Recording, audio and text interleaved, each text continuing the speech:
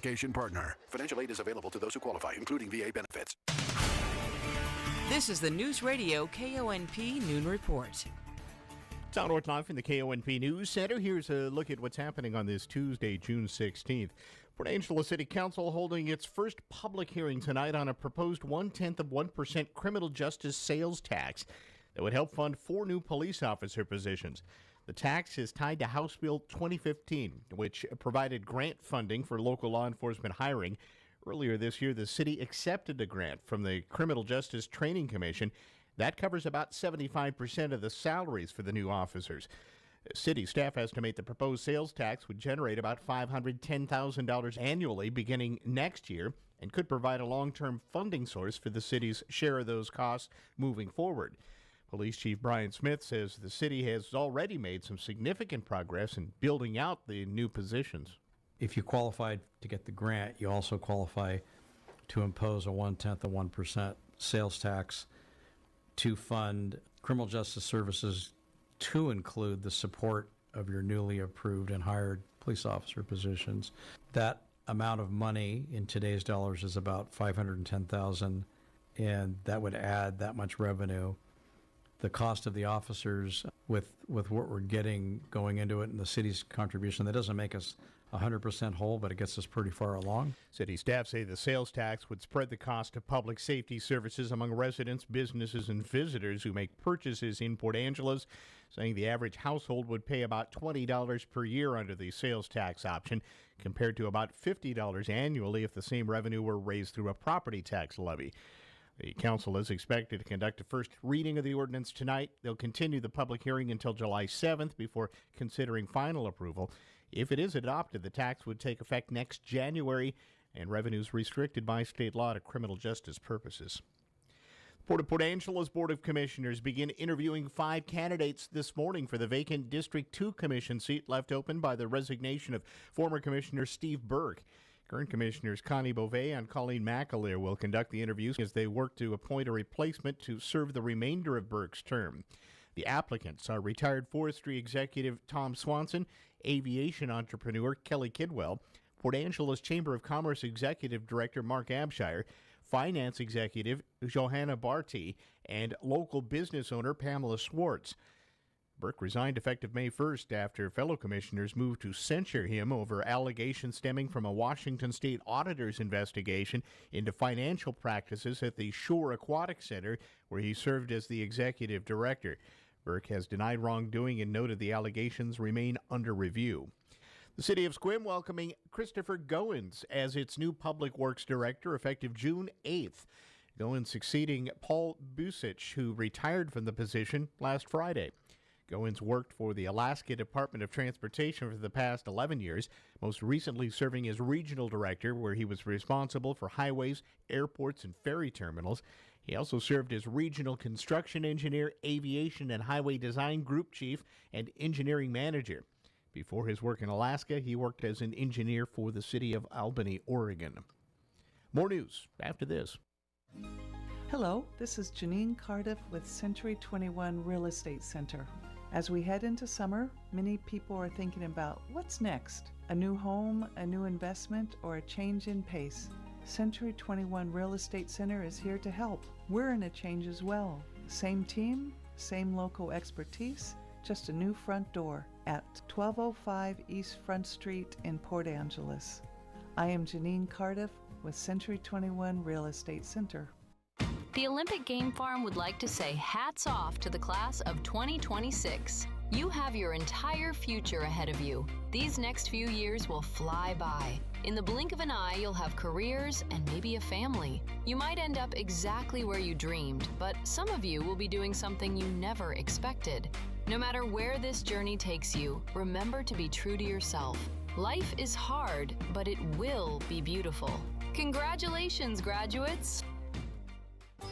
This June, we're teaming up with Coastal Farm and Ranch to help local 4-H chapters. When you round up your purchase at Coastal, those pennies, nickels, and dimes turn into real support for kids in our community. The last time Coastal did this campaign, customers helped raise more than $60,000 for 4-H programs. So whether you're picking up dog food, flowers for the yard, or fencing supplies, please round up at the register. Small change can make a big difference all month long at our local Coastal store.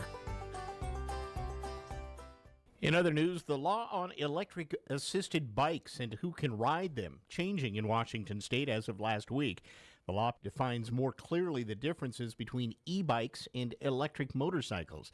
Under the law, e-bikes cannot go over 20 miles per hour with help from the pedaling rider and cannot have a motor that produces more than 750 watts of power. If an e-bike fails those requirements, it will legally be considered an electric motorcycle, and that requires a driver's license with a motorcycle endorsement, and the rider must be 16 years or older.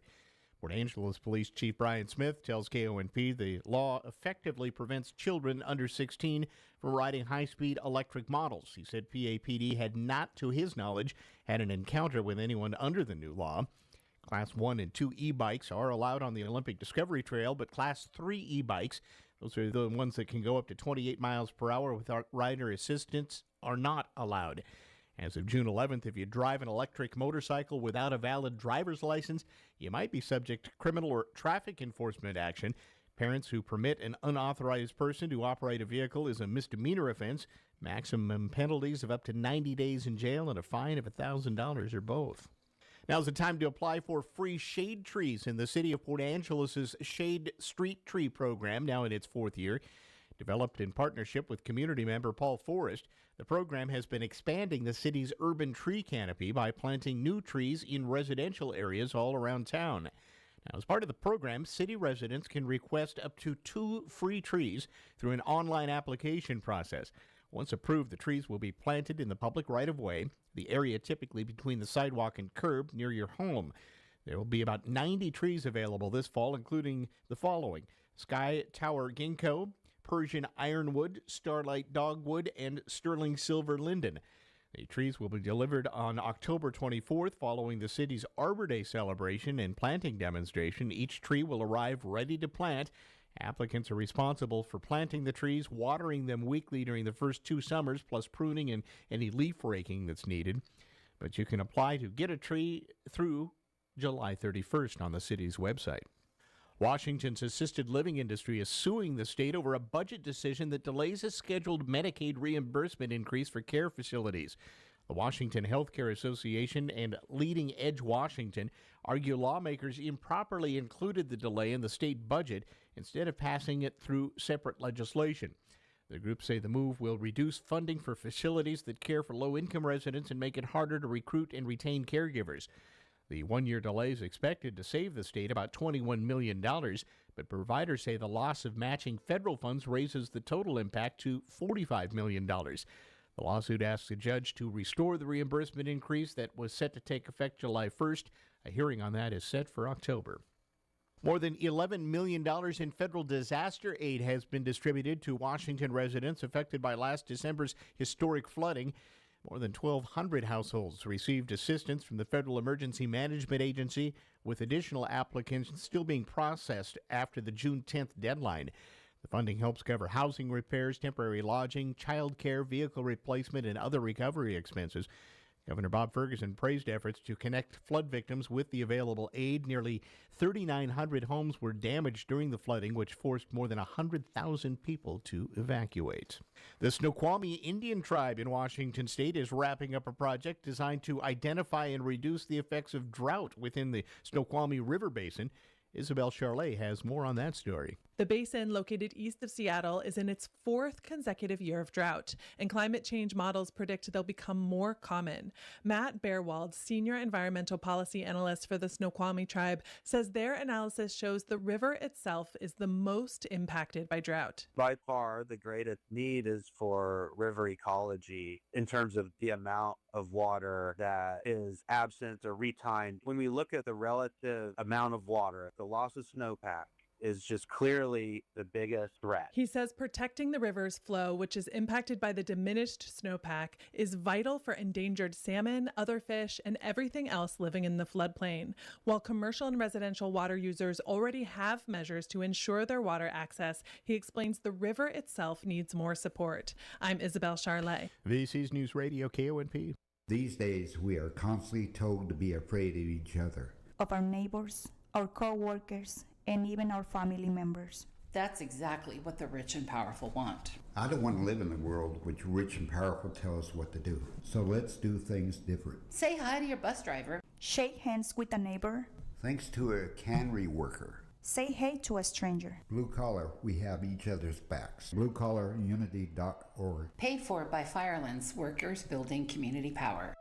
This afternoon on the Todd Ortloff Show, we'll meet the North Olympic Healthcare Network newest residents participating in their rural training program. Field Hall presenter Erica Baumeister will read from her beloved novel, The School of Essential Ingredients, and talk about her upcoming presentation here. And Clallam County's Amateur Radio Club's Field Day is coming. We'll learn all about it.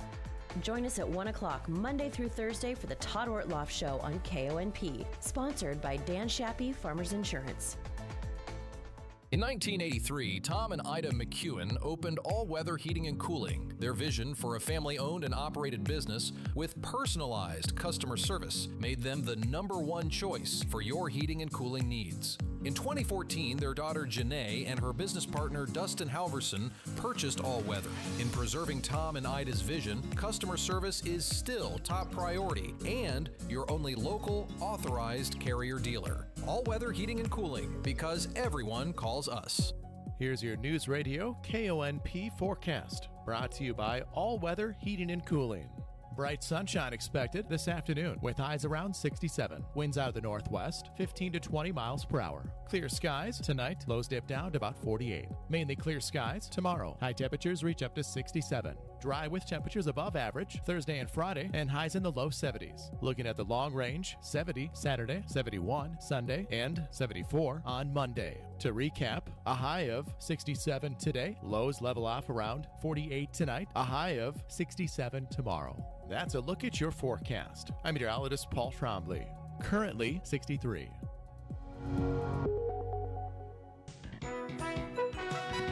Some tense times on the world stage. Good morning, I'm Jay Reynolds. Turned out to be some headlines at the World Cup group stage action yesterday. On the pitch, 4 matches, all 4 draws. Second time that's ever happened. The only other time was exactly 68 years ago to the day.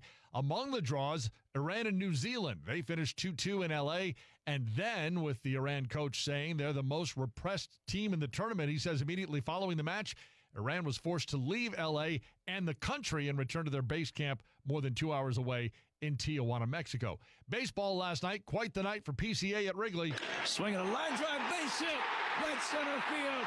He has done it. Pete Crow Armstrong has hit for the cycle. Listen to these fans. He even does the cycle in reverse order. Homer, triple, double, single. Cubs Radio Network with the call. Cubs wind up walking it off with a bases-loaded walk. They beat the Rockies 5-4. Tigers win 9-3 at Houston. Colt Keith with one big night. Swinging a fly ball left field. This one's deep. This one's got a chance. Is it a 3-homer game for Colt Keith? It is! 97 won the ticket. He had 3 homers in the win. He had 1 homer going into last night. Cardinals shut out the Padres 3-0. Dustin May, a complete game 1 hitter. Reds blast the Mets 12-0. Mets and Padres both shut out last night. They lead Major League Baseball with 8 shutout losses each, along with the Giants. Phillies shut out the Marlins 7-0. Major League Baseball yesterday warning teams and players not to have personal writings on any team-issued Pride Night hats. Some members of the Giants with Bible verses on their caps last Friday.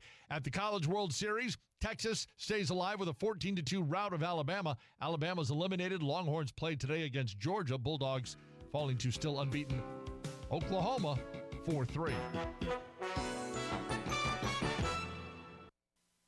A pepperoni pizza for the table. Thank you. And may I suggest trying it with our Pepsi Zero Sugar?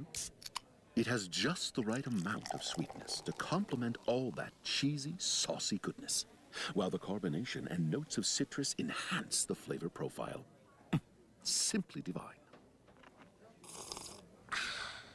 Pepsi Zero Sugar? You've really outdone yourself this time. Pizza deserves Pepsi. Hey there, Don Riling from Olympic Hot Tub with exciting news. Our mid-year clearance event is on. You'll score big savings on all in-stock saltwater hot tubs and fabulous saunas. Plus, deep discounts on newly released floor model swim spas. These deals are incredible. But don't wait. Our mid-year clearance ends June 30th. OlympicHotTub.com. Better you, better life. Olympic Hot Tub. News Radio KONP Business. This is a Bloomberg Money Minute. Snap has introduced Specs, a pair of augmented reality glasses that co-founder Evan Spiegel describes as a leapfrog advancement and the computer of the future. The Snap Specs have advanced displays and cameras that enable augmented reality, allowing users to run apps and third-party software, play games, and receive notifications overlaid on the real world through transparent lenses.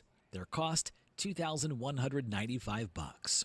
We're expected to spend $165 billion collectively this year on pets, so predicts Morgan Stanley. And among generations, no one is more responsible for that spending than millennials, which make up the largest percentage of pet owners. Of that set, an increasing cohort known as dinkwads, dual income, no kids with a dog, are especially pampering their pets. Job cuts at BlackRock. Sources tell Bloomberg that the world's largest asset manager is eliminating just under 1% of its workforce, amounting to about 200 employees. Matt Piper, Bloomberg Radio.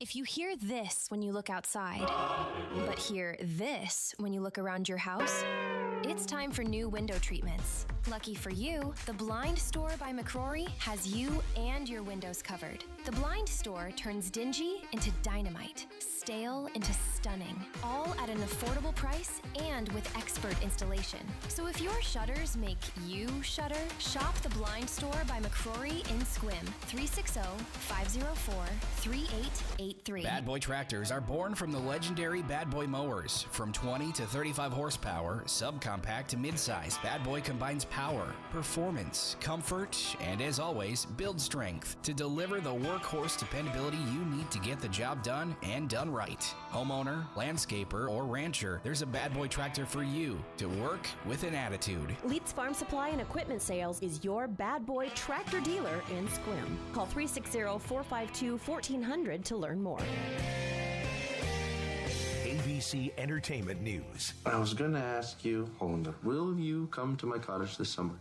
Don't go to Russia. Come to my house. We'll have so much fun. It's so private. You've seen heated rivalry and off-campus. Now get ready for yet another hockey romance series, Icebreaker, the Hannah Grace bestseller about a figure skater and a hockey player who fall in love, is coming to Netflix. It's taken me all these years to realize the laws of time are mine, and they will obey me! Is there a doctor in the house? Season 6 of Only Murders in the Building will have 2.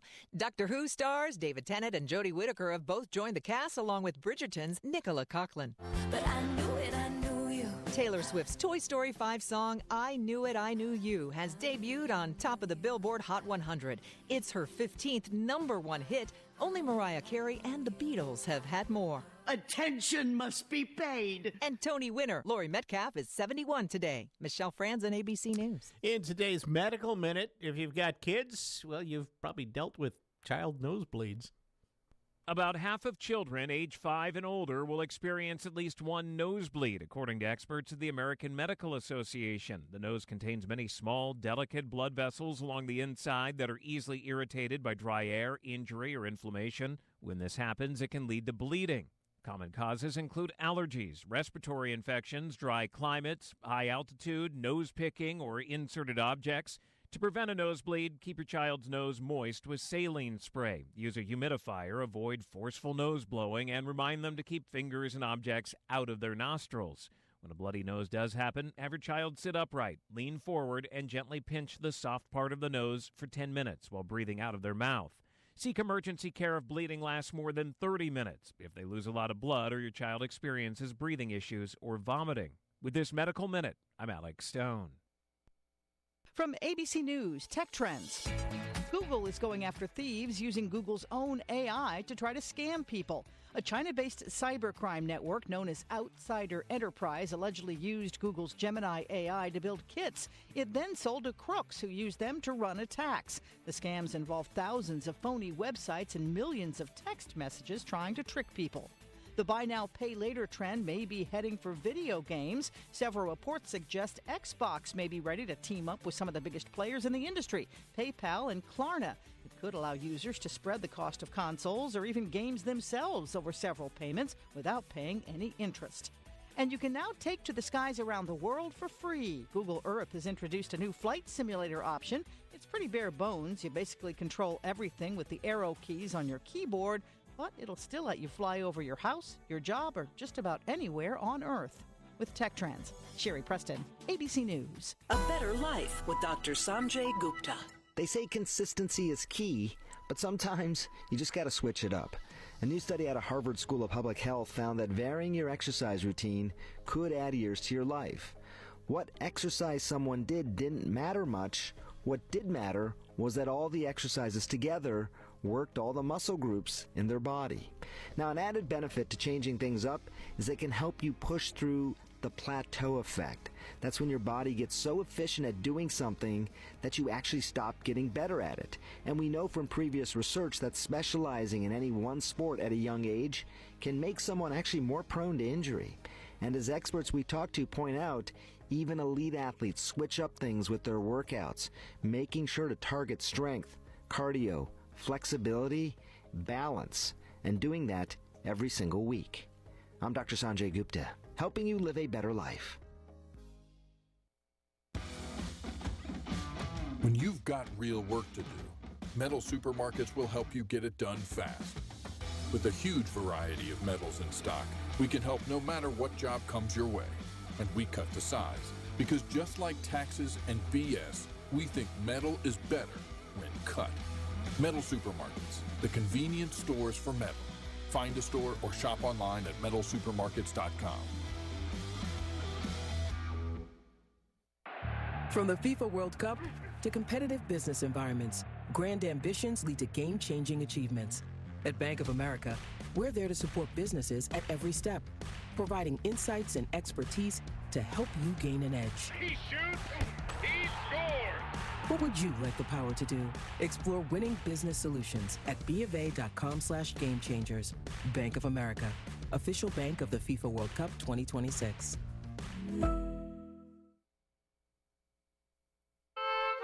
Hello, I'm Jerry Stewart, and this is One Moment in America. When you see the Goodyear blimp, what do you think of? Money? Fame? Success? I'll tell you the story of Charles Goodyear after this important message. Hello, Jerry Stewart here with my Calitrin 5-week update.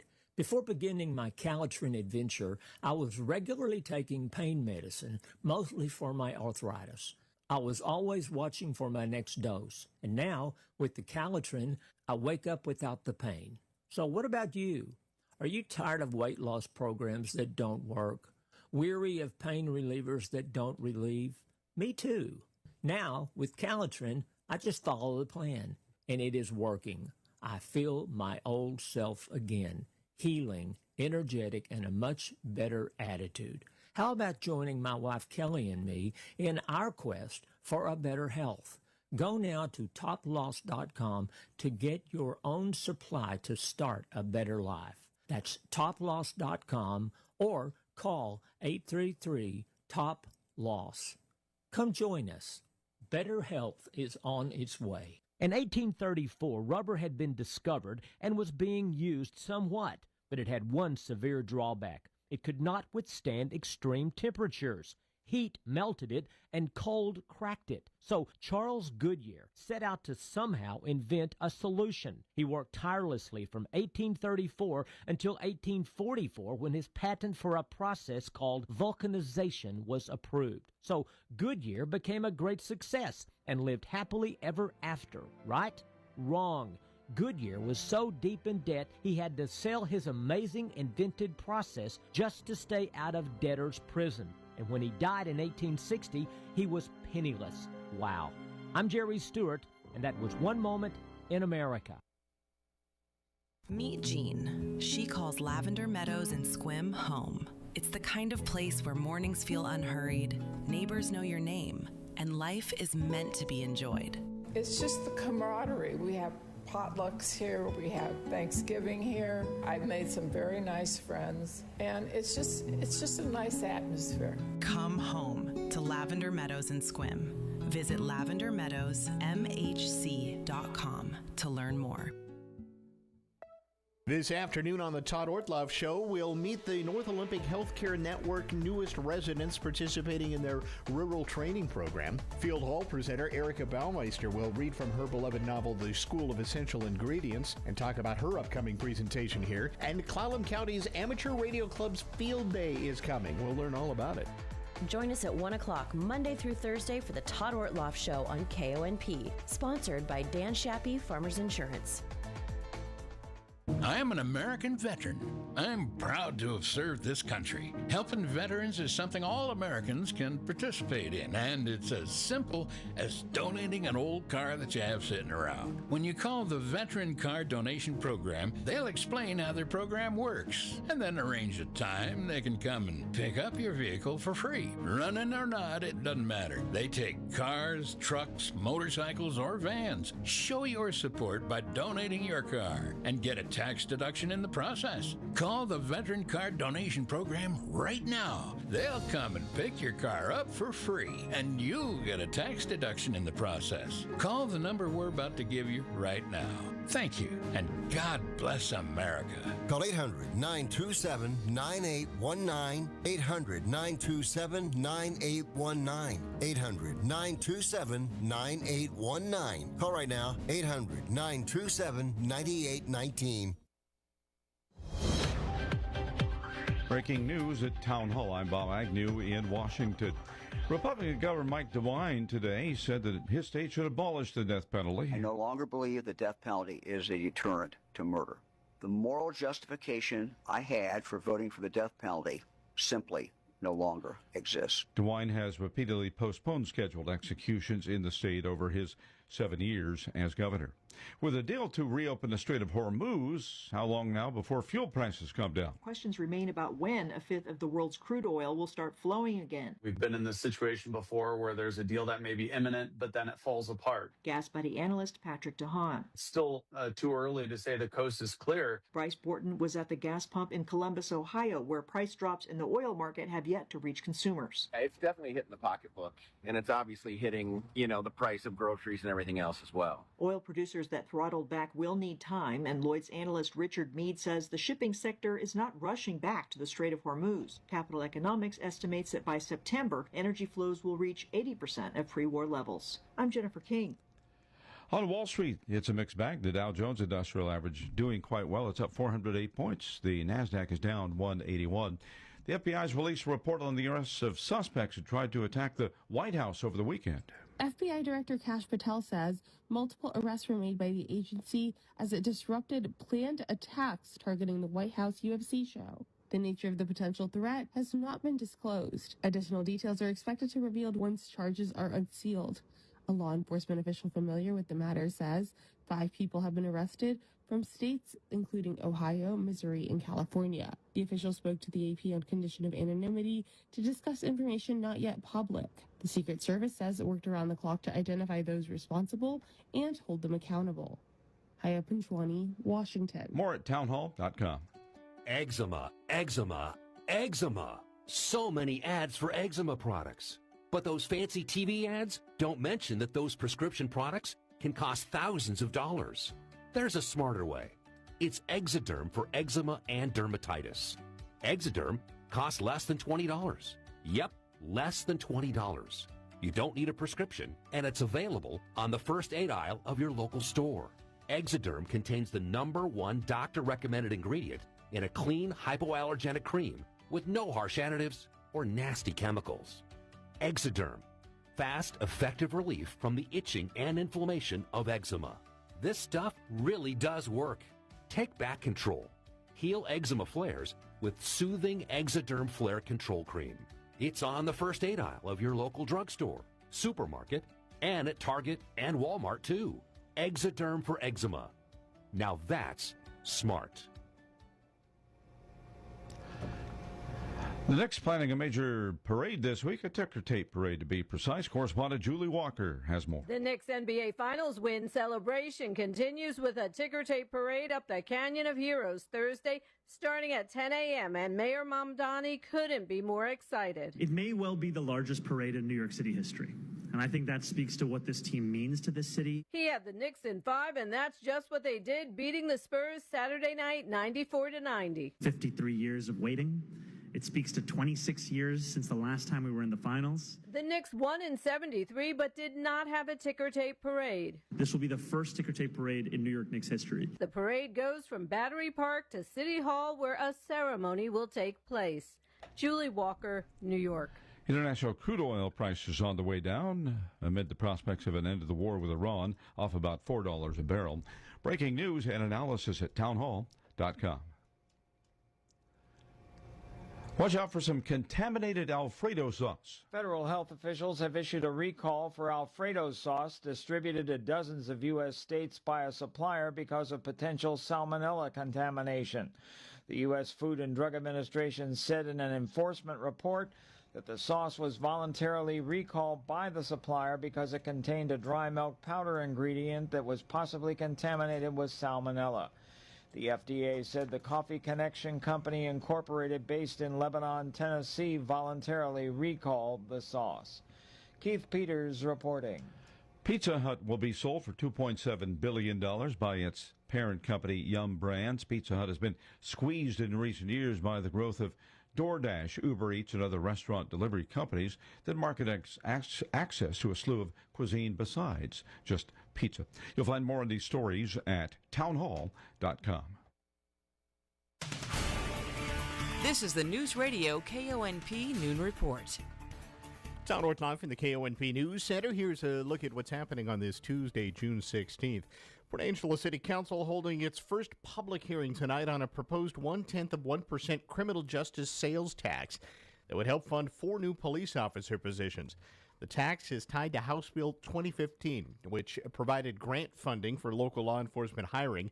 Earlier this year, the city accepted a grant from the Criminal Justice Training Commission.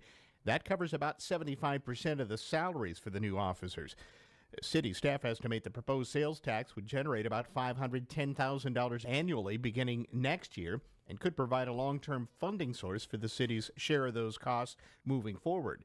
Police Chief Brian Smith says the city has already made some significant progress in building out the new positions. If you qualified to get the grant, you also qualify to impose a 0.1% sales tax to fund criminal justice services, to include the support of your newly approved and hired police officer positions. That amount of money in today's dollars is about $510,000, and that would add that much revenue. The cost of the officers with what we're getting going into it and the city's contribution, that doesn't make us 100% whole, but it gets us pretty far along. City staff say the sales tax would spread the cost of public safety services among residents, businesses, and visitors who make purchases in Port Angeles, saying the average household would pay about $20 per year under the sales tax option, compared to about $50 annually if the same revenue were raised through a property tax levy. The council is expected to conduct a first reading of the ordinance tonight. They'll continue the public hearing until July 7th before considering final approval. If it is adopted, the tax would take effect next January, and revenues restricted by state law to criminal justice purposes. Port of Port Angeles Board of Commissioners begin interviewing 5 candidates this morning for the vacant District 2 Commission seat left open by the resignation of former Commissioner Steve Burke. Current Commissioners Connie Beauvais and Colleen McAleer will conduct the interviews as they work to appoint a replacement to serve the remainder of Burke's term. The applicants are retired forestry executive Tom Swanson, aviation entrepreneur Kelly Kidwell, Port Angeles Chamber of Commerce executive director Mark Abshire, finance executive Johanna Barty, and local business owner Pamela Swartz. Burke resigned effective May 1st after fellow commissioners moved to censure him over allegations stemming from a Washington state auditor's investigation into financial practices at the Shore Aquatic Center, where he served as the executive director. Burke has denied wrongdoing and noted the allegations remain under review. The city of Sequim welcoming Christopher Goins as its new public works director effective June 8th. Goins succeeding Paul Busich, who retired from the position last Friday. Goins worked for the Alaska Department of Transportation for the past 11 years, most recently serving as regional director, where he was responsible for highways, airports, and ferry terminals. He also served as regional construction engineer, aviation and highway design group chief, and engineering manager. Before his work in Alaska, he worked as an engineer for the city of Albany, Oregon. More news after this. Hey, when it comes to transforming your home, color's everything.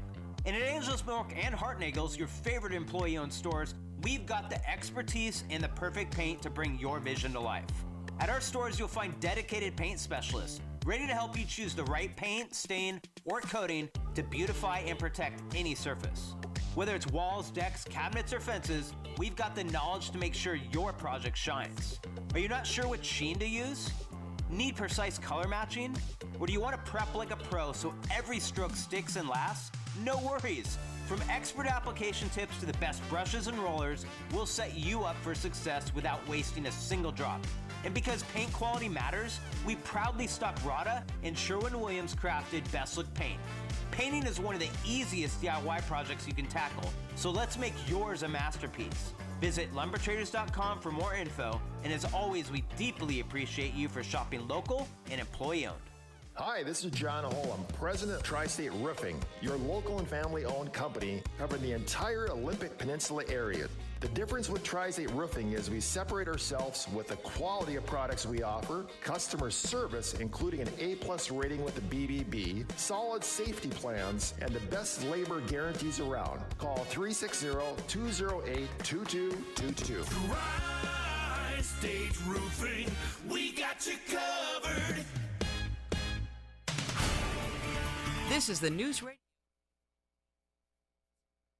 A loved one is overwhelming. Your mind and your heart shut down. That's where Drennan and Ford Funeral Home and Crematory comes in. They took the burden off my family's shoulders and guided us through everything we needed to do. No pushy sales tactics or unanswered questions. They just held our hands and took care of everything we asked. That's why I will always recommend Drennan and Ford for end-of-life decisions. They handle the hurt like no one else can. Call 360-457-1210. In other news, the law on electric-assisted bikes and who can ride them changing in Washington state as of last week. The law defines more clearly the differences between e-bikes and electric motorcycles. Under the law, e-bikes cannot go over 20 miles per hour with help from the pedaling rider and cannot have a motor that produces more than 750 watts of power. If an e-bike fails those requirements, it will legally be considered an electric motorcycle, and that requires a driver's license with a motorcycle endorsement, and the rider must be 16 years or older. Port Angeles Police Chief Brian Smith tells KONP the law effectively prevents children under 16 from riding high-speed electric models. He said PAPD had not, to his knowledge, had an encounter with anyone under the new law. Class 1 and 2 e-bikes are allowed on the Olympic Discovery Trail, but Class 3 e-bikes, those are the ones that can go up to 28 miles per hour without rider assistance, are not allowed. As of June 11th, if you drive an electric motorcycle without a valid driver's license, you might be subject to criminal or traffic enforcement action. Parents who permit an unauthorized person to operate a vehicle is a misdemeanor offense. Maximum penalties of up to 90 days in jail and a fine of $1,000 or both. Now's the time to apply for free shade trees in the city of Port Angeles' Shade Street Tree program, now in its fourth year. Developed in partnership with community member Paul Forrest, the program has been expanding the city's urban tree canopy by planting new trees in residential areas all around town. Now, as part of the program, city residents can request up to 2 free trees through an online application process. Once approved, the trees will be planted in the public right-of-way, the area typically between the sidewalk and curb near your home. There will be about 90 trees available this fall, including the following: Sky Tower Ginkgo, Persian Ironwood, Starlight Dogwood, and Sterling Silver Linden. The trees will be delivered on October 24th following the city's Arbor Day celebration and planting demonstration. Each tree will arrive ready to plant. Applicants are responsible for planting the trees, watering them weekly during the first 2 summers, plus pruning and any leaf raking that's needed. But you can apply to get a tree through July 31st on the city's website. Washington's assisted living industry is suing the state over a budget decision that delays a scheduled Medicaid reimbursement increase for care facilities. The Washington Healthcare Association and Leading Edge Washington argue lawmakers improperly included the delay in the state budget instead of passing it through separate legislation. The groups say the move will reduce funding for facilities that care for low-income residents and make it harder to recruit and retain caregivers. The one-year delay is expected to save the state about $21 million, but providers say the loss of matching federal funds raises the total impact to $45 million. The lawsuit asks a judge to restore the reimbursement increase that was set to take effect July 1st. A hearing on that is set for October. KONP News Times now 12:45. Peninsula Bottling would like to congratulate the class of 2026. We wish you the best on your new path. Whether you stay right here at home or your plans take you somewhere new, know that we're proud of what you've done so far and what you're sure to pursue. And if you veer off course, remember that life is constantly throwing us curveballs. It will happen, and you'll be better and stronger because of it. Congratulations again from your friends at Peninsula Bottling. This afternoon on the Todd Ortloff Show, we'll meet the North Olympic Healthcare Network newest residents participating in their rural training program. Field Hall presenter Erica Baumeister will read from her beloved novel, The School of Essential Ingredients, and talk about her upcoming presentation here. And Clallam County's Amateur Radio Club's Field Day is coming. We'll learn all about it. Join us at 1 o'clock Monday through Thursday for the Todd Ortloff Show on KONP, sponsored by Dan Shappy Farmers Insurance. Ever drive by Jungle Jane's and Squim and think, wow, those greenhouses are gorgeous? Well, guess what? There's more jungle magic inside. Step through the doors and you'll find a treasure trove of home decor, lamps that glow like tropical sunsets, cozy pillows, stylish kitchenware, and pieces from local artisans that'll make your home roar with personality. Jungle Jane's isn't just outdoor glam, it's indoor decor paradise in disguise. Shop Jungle Jane's in Squim on the roundabout by Costco. Here's your News Radio KONP forecast, brought to you by All Weather Heating and Cooling. Bright sunshine expected this afternoon with highs around 67. Winds out of the northwest, 15 to 20 miles per hour. Clear skies tonight, lows dip down to about 48. Mainly clear skies tomorrow. High temperatures reach up to 67. Dry with temperatures above average Thursday and Friday, and highs in the low 70s. Looking at the long range, 70 Saturday, 71 Sunday, and 74 on Monday. To recap, a high of 67 today, lows level off around 48 tonight, a high of 67 tomorrow. That's a look at your forecast. I'm meteorologist Paul Trombley. Currently 63. Seattle Mariners back in action this evening, 5:30 as they take on the Baltimore Orioles here on KONP, brought to you locally by Elite's Farm Supply and Equipment Sales.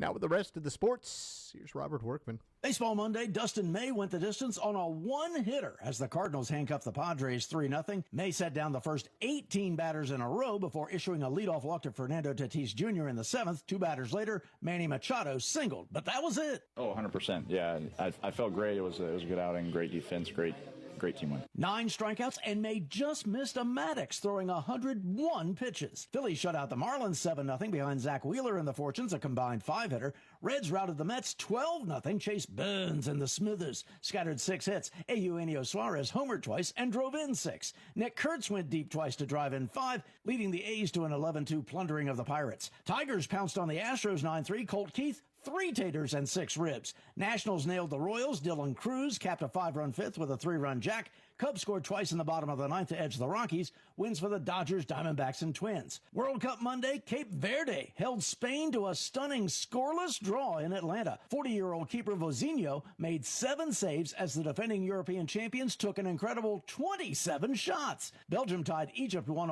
on an own goal in Seattle. Saudi Arabia and Uruguay drew 1-1 in Miami, and in Los Angeles, a 2-2 draw between Iran and New Zealand. 4 matches across the USA today, while Team USA gears up for Friday's match with Australia. Christian Pulisic trained apart from the team yesterday after suffering a calf injury in the opener. That's Tuesday Sports. Looking for affordable home ownership on the peninsula? Mountain View Homes has you covered. Enjoy high-quality craftsmanship at 40% less than traditional homes. You heard me, 40% less. We offer full-service land packages from dirt to turnkey, delivering beautiful, efficient manufactured homes on your chosen site. With 3 convenient locations, including Carlsberg, we're here to serve you. Visit mtviewhomes.com today to learn more. Mountain View Homes, where affordability meets quality. Hi everyone, this is Leslie Robertson from the Port Angeles Chamber of Commerce, and I'm telling you to get ready for this year's 4th of July because it is truly going to be one for the history books.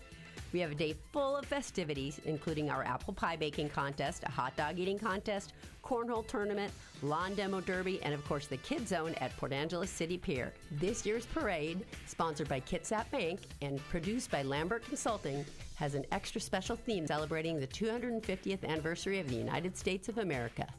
As the sun goes down, Black Diamond Junction takes the stage for a live concert. And closing out the night, fireworks are back over Port Angeles Harbor, brought to you by Astound Broadband and the Port Angeles Chamber of Commerce.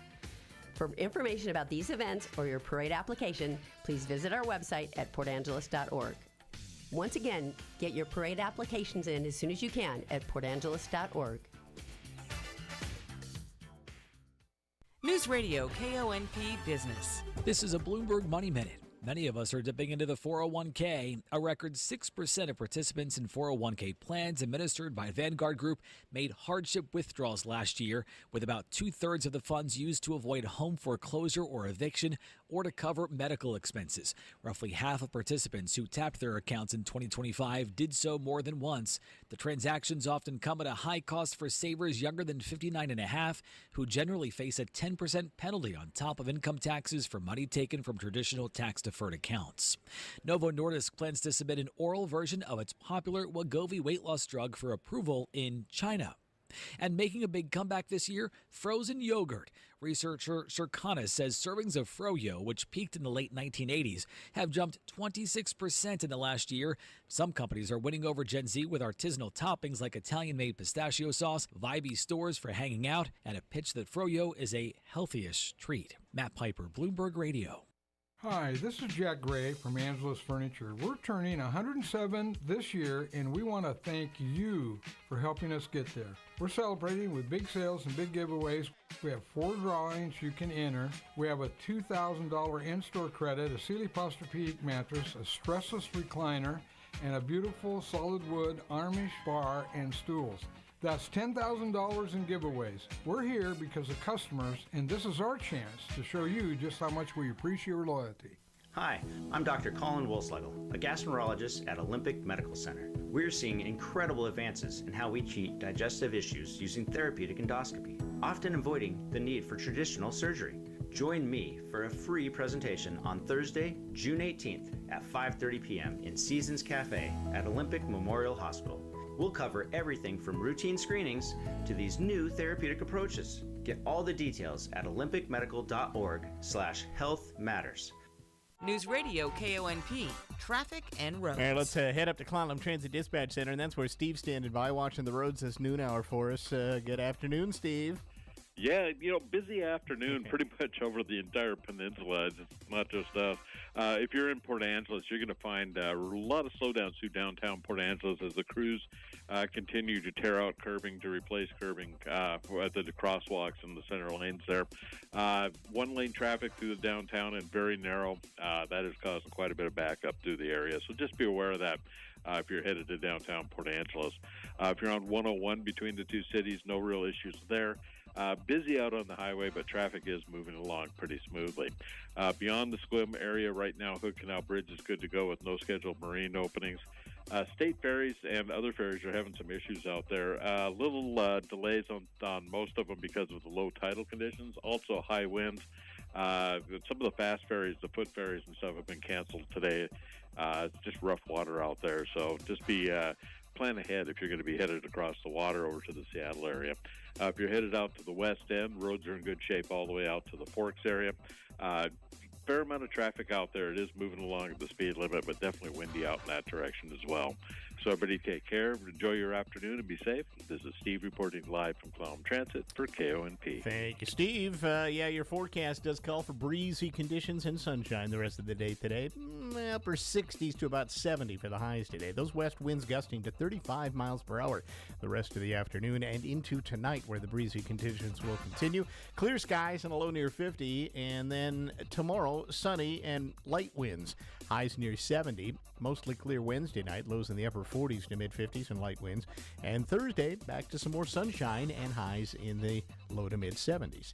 Right now, across the peninsula, Port Townsend down in the east end, 64 degrees. It's 63 out west at Forks, 66 in Sequim right now. And out at Fairchild Airport here in Port Angeles, checking in at 63 degrees.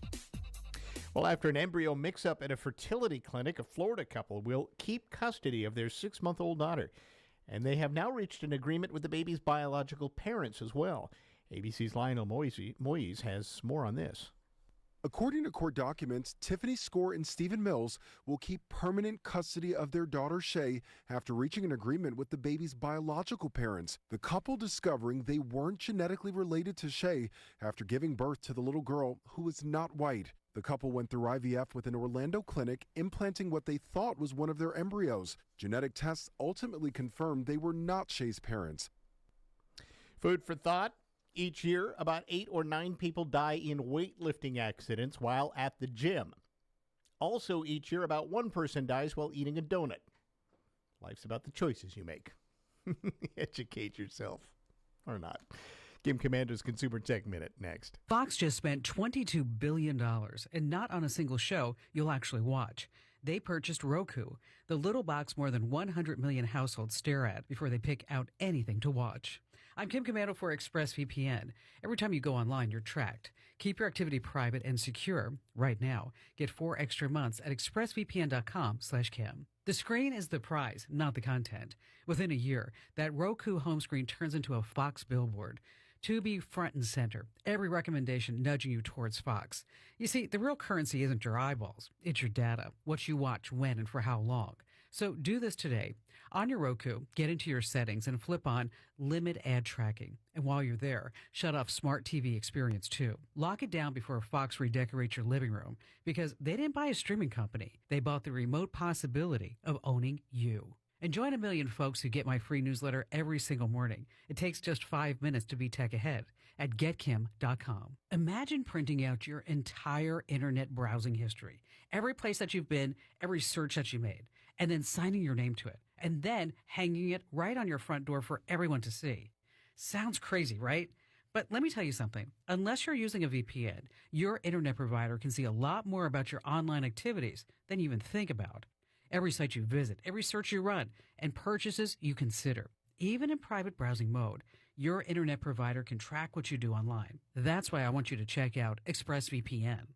It's super easy to use, and I never go online without it. I tap just one button on my phone, laptop, desktop, or tablet, and then my connection is fully protected. And with ExpressVPN, one subscription now covers up to 14 different devices at once. Take your online privacy seriously with ExpressVPN. Right now, my listeners get a smoking deal. Get 4 extra months at expressvpn.com/Kim. That's expressvpn.com/Kim. I'm John Tesh, and coming up next, I'll share 4 ways to slow down the biological aging process that you can start doing today. It's next in today's Intelligence for Your Life Minute.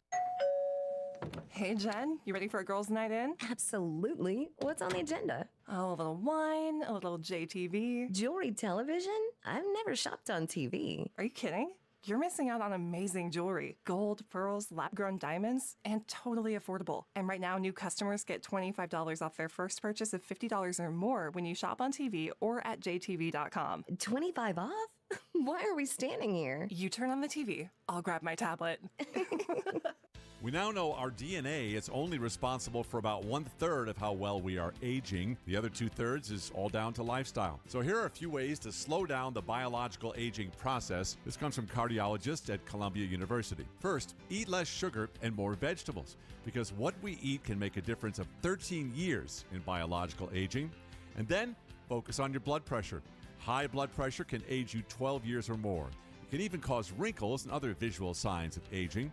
The next way to slow aging is to get a good night's sleep every night, because too little sleep accelerates the aging process. And one last way to stave off the effects of aging is to have great relationships. Having a strong support system will reduce stress and reduce your biological age by another 5 years. I'm John Tesh with today's Intelligence for Your Life Minute. Congratulations, class of 2026! You did it!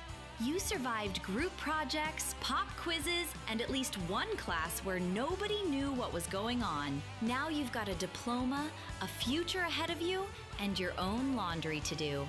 Go out there, make mistakes, make memories, and maybe answer your parents' texts once in a while. We're so proud of you. Congratulations from Peninsula Bottling, Olympic Game Farm, and Fogtown Coffee. Swain's General Store celebrates 69 years, but combined, all of their awesome employees bring over 600 years of sales experience to the table. That's a lot. That experience, plus the huge sale prices you'll find during the anniversary sale, will bring you expertise at big discounts. Now through June 16th, stop by Swain's, see the friendly faces you know, and take advantage of great anniversary prices. And don't forget your popcorn. Swain's 69th anniversary sale, going on now. The North Olympic Peninsula's news station. News Radio KONP Port Angeles Squim. AM 1450, FM 101.7 and 101.3. A Radio Pacific station. From ABC News, I'm Michelle Franzen. The investigation continues into what federal authorities describe as a failed plot to carry out a drone attack during the UFC event at the White House Sunday. 5 people have been charged. The group of nearly 24, though, were using signal chaff. Officials say multiple suspects in multiple states were involved in the plot to target the UFC fight. Secret Service Deputy Director Matthew Quinn told reporters. It was an active plot, and it's ongoing. Quinn says the plot involved the purported use of drones and snipers. But noting that not all the suspects were yet in custody, the Deputy Secret Service Director pointedly said this. In order to maintain the integrity of the investigation and the security plan, we chose not to leak it. The remark's been read as a criticism of FBI Director Kash Patel, who announced the first arrests online. Stephen Portnoy, ABC News, Washington. New questions surrounding the memo of understanding between the U.S. and Iran. President Trump at the G7 summit in France says the memo will be signed Friday. The terms, though, have not been made public. Senate Minority Leader Chuck Schumer demanding the president privately brief the Gang of 8 lawmakers and the public. Majority Leader John Thune today says he's confident the president is on the right path, but also says he and members of Congress need more information. I think we're all hoping to get more information, more detail about that. I expect that'll be forthcoming. It's primary day across 4 states, along with Washington, D.C., where voters are casting ballots in the mayoral race in D.C. In California, primary races for the U.S. House seats are taking place. More than 30 years after his killing spree began, Gilgo Beach serial killer Rex Heuermann is set to be sentenced tomorrow for the strangulation deaths of women whose bodies were buried on Long Island. The 62-year-old pleaded guilty to the murders of 8 women, the majority of them sex workers. The terms of his plea agreement require him to spend the rest of his life in state prison without the possibility of parole. Heuermann also agreed to be interviewed by the FBI's behavioral unit. You're listening to ABC News. Finding great candidates to hire can be like, well, trying to find a needle in a haystack. Sure, you can post your job to some job board, but then all you can do is hope the right person comes along. Which is why you should try ZipRecruiter for free at ZipRecruiter.com/free. ZipRecruiter doesn't depend on candidates finding you. It finds them for you. Its powerful technology identifies people with the right experience and actively invites them to apply to your job. You get qualified candidates fast. So while other companies might deliver a lot of hay, ZipRecruiter finds you what you're looking for. The needle in the haystack. See why 4 out of 5 employers who post a job on ZipRecruiter get a quality candidate within the first day. ZipRecruiter, the smartest way to hire. And right now, you can try ZipRecruiter for free. That's right, free at ZipRecruiter.com/free. That's ZipRecruiter.com/free. ZipRecruiter.com/free. ZipRecruiter.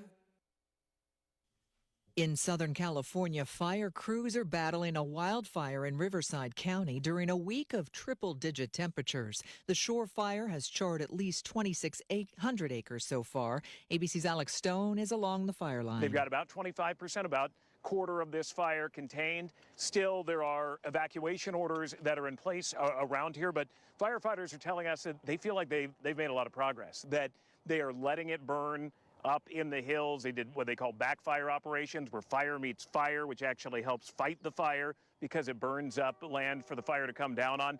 They were doing that all night, overnight. California's Governor Gavin Newsom says he's being targeted by the Justice Department, saying he and his wife are the latest political enemies of President Trump to be investigated. Newsom says his office is requesting all public information referencing himself and his wife in DOJ documents. We've seen him issue statements. His office held a background call with reporters to dispute various legal theories that they say are being cooked up by this DOJ to pursue him and his wife. Now, we understand through sources here at the Justice Department that prosecutors in the Eastern District of California are examining Newsom's wife's taxes related to a nonprofit that she was involved with previously. And basically, there's no indication that they are at an imminent indictment of him or his wife. It's really unclear where this stands. ABC's Alex Mallon reporting. Michelle Franzen, ABC News.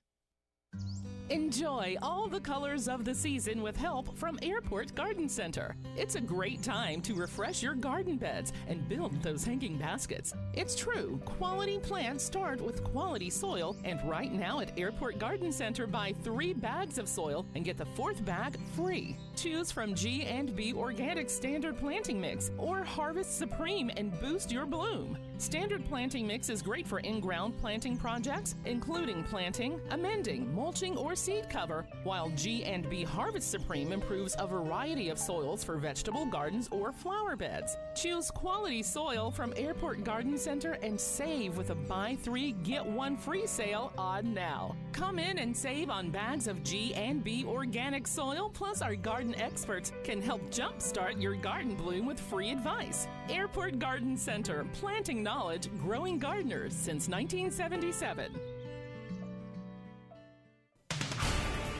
KONP News brought to you by RE/MAX Evergreen Real Estate. Outstanding agents, outstanding results. 457-6600. City Council in Port Angelo is holding a first public hearing this week on a proposed 0.1% criminal justice sales tax. The measure would help fund 4 new police officers. City staff say it would generate about $500,000 a year starting next year. Revenues restricted to criminal justice purposes. Sequim has a new public works director. He's Christopher Goins. He comes from the Alaska Department of Transportation, where he most recently served as a regional director overseeing highways, airports, and ferries. And Washington's assisted living industry suing the state over a budget decision delaying a scheduled Medicaid reimbursement increase. Providers say the 1-year delay could cost facilities more than $45 million when lost federal matching funds are included. Here's your News Radio KONP forecast, brought to you by Olympic Game Farm. Bright sunshine expected this afternoon with daytime highs approaching 67. West winds 15 to 20 miles per hour. Clear skies again tonight. Lows level off around 48. 67 tomorrow. Ample sunshine expected. Dry with temps a bit above average Thursday and Friday, and highs in the low 70s. Taking a look at the extended forecast, 70 Saturday, 71 Sunday, and 74 on Monday. Once again, highs reach 67 today. We should dip to 48 tonight, a high of 67 tomorrow. That's a look at your forecast. I'm meteorologist Paul Trombley. Currently, it's 63 degrees.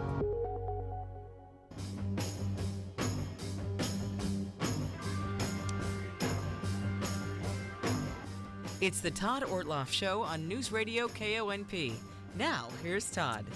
And welcome once again to the show. It kind of becomes a tradition this time of year. This is a show we always bring in a new batch of residents that are coming to town through Known. They have a rural health residency program, which we've been chatting about this for years and years now, and it really has turned into kind of beneficial. We've gotten a few docs sticking around these parts who have come through on a residency as well. So it's time to introduce 3 new doctors who are going to be practicing here in their next turn of things.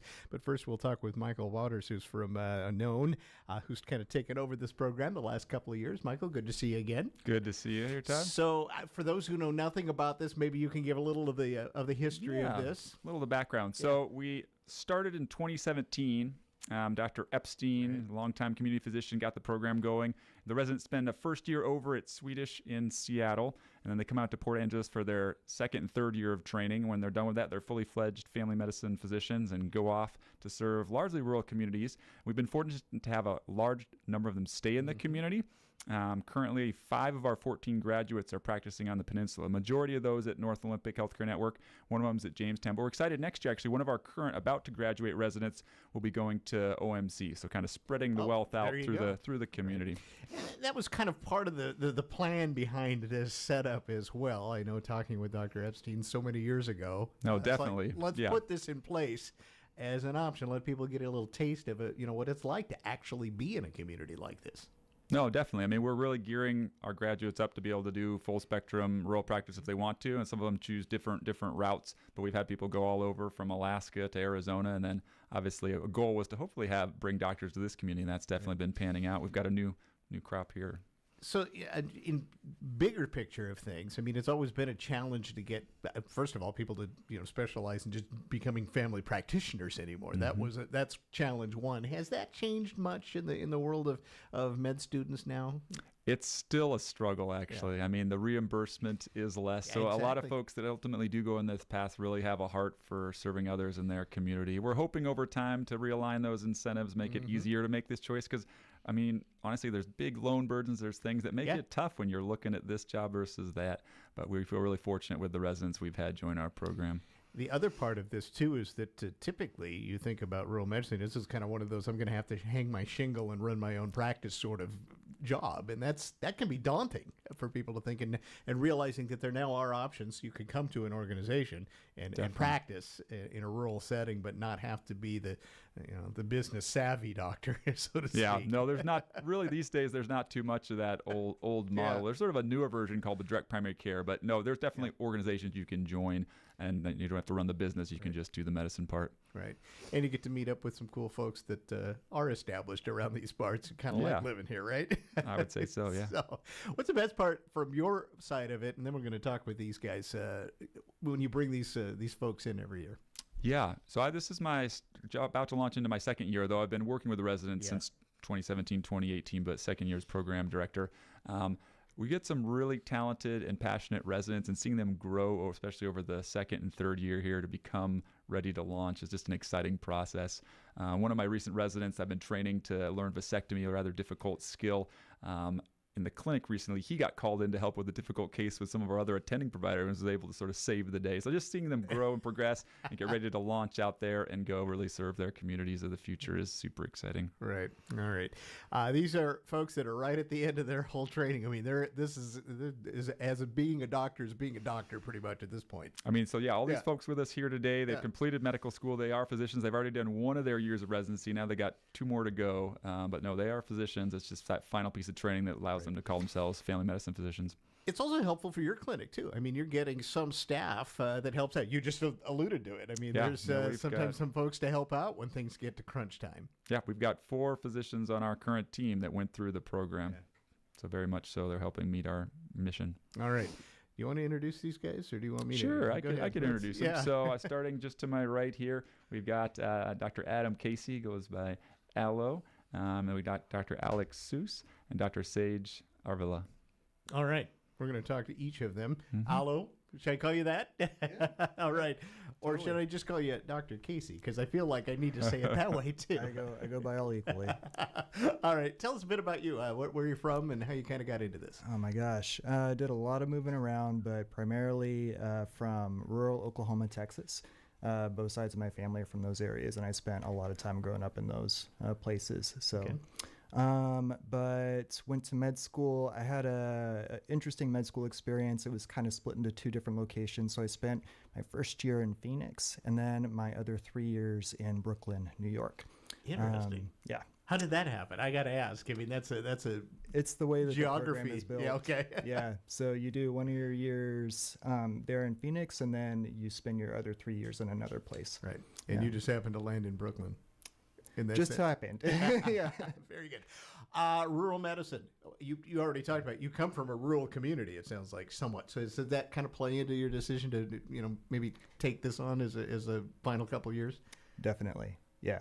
I knew kind of like from the outset, you know, of coming into medicine that that's what I wanted to do, was to go into rural family practice.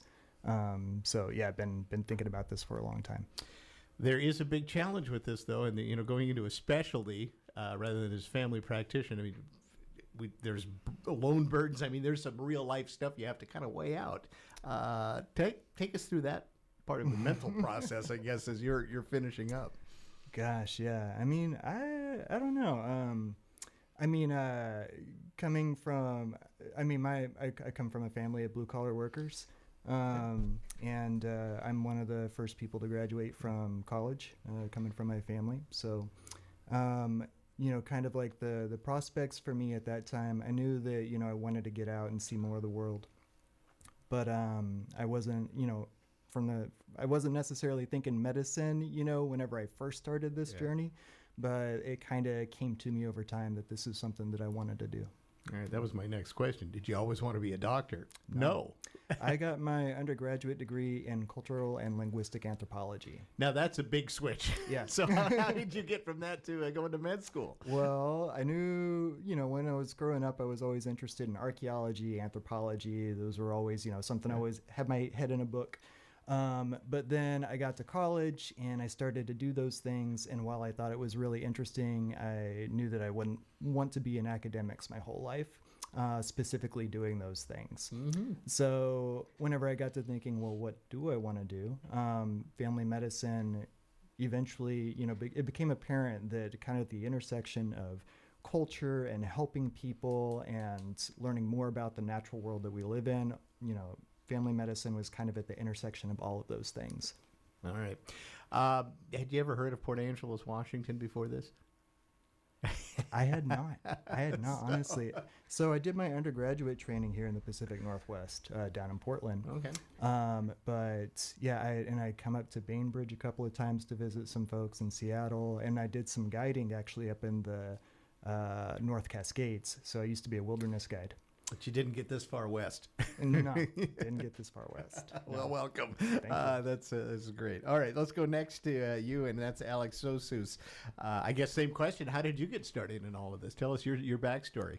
Yeah, so I am from Michigan, born and raised. I did all of my schooling in Michigan, so I was from kind of the southwest part of the state next to Lake Michigan. Feels honestly kind of similar to Port Angeles, about the same size of town. We get a lot of tourism in the summer, nice lake. But I went to school at University of Michigan, did my undergrad there, I did med school and a public health degree there. So I spent a lot of time in Michigan, and then spent a little bit of time between college and med school, actually out in Mozambique doing Peace Corps for a couple years. So that was really my only time outside of the state. And then when it came time to applying for kind of, you know, thinking about a location, I knew I wanted Northwest. I actually wasn't thinking about Michigan in the short term, just because I think out here there's a really good reputation for training family medicine physicians who think they want to do, you know, comprehensive care, everything from deliveries to inpatient work and kind of the whole spectrum. And I had a mentor who also worked out here that spoke really highly of the area. So you had a little bit of connection, but not a direct connection to this place. Correct. Yeah. Very it was good. kind of a launching point. So same question that I asked Adam earlier is rural medicine. You know, what made you kind of gravitate towards that? Yeah, I grew up in a farming family. So my mom grew up on a farm. A lot of my family still kind of work in that line of work, and I feel like it's not quite as rural as maybe some of the places out here like Forks, but there's certainly the same kind of unique healthcare needs that come with growing up in a farming community and being a little bit distanced from the healthcare system. And I think selfishly, physicians who practice in rural spaces or providers who practice in rural spaces become really good providers. You learn to do a lot of it without specialists and kind of provide a little bit more access to folks who really need it. Take us through med school, though. Is there a real pressure to specialize, or at least you feel there's a pressure to do that? I would say, especially if you go to a school that's academic in nature, there's a lot of, I know the school that I went to had recently put, you know, a family medicine provider kind of on the board and in leadership, but before that year, there really hadn't been as many primary care providers. So there's a lot of either overt pressure or kind of peer pressure that kind of comes with growing or, spending your training in a pretty academic space. Do you always want to be a doctor? Is that always a career path for you? I thought about it for a long time. Part of it, I think, because my last name's Seuss, and so Dr. Seuss kind of I never even thought of that. Yeah. But I really liked, similar to Allo, I think the cross between culture, relationships, kind of getting to know your community, and for somebody who wants to keep learning and is curious about a lot of different things, medicine's really fun. All right. Well, welcome to the community. You got a couple of years to kick it around here for a while, so that'll be great. All right, let's talk to Sage Arvilla. Is that right? Did I get that right? Yeah. Okay. Let's talk about you. Your backstory. How did you get to this? Yeah, I actually grew up out here on the peninsula. So I grew up in Forks. My family moved when I was in late middle school, early high school into Kitsap County, and now my family's scattered around the Kitsap Peninsula, but I have a direct connection out here, and I loved growing up here, and so that's what brought me back out here. I graduated from high school in Kitsap County, and then I went up to Western Washington University in Bellingham. Took a short jaunt over to Boston for medical school and then came back for residency. So I'm super excited to be back out here and even more excited to be out of the city. Not a big city girl. Not a big city girl. Any city, happy to be gone.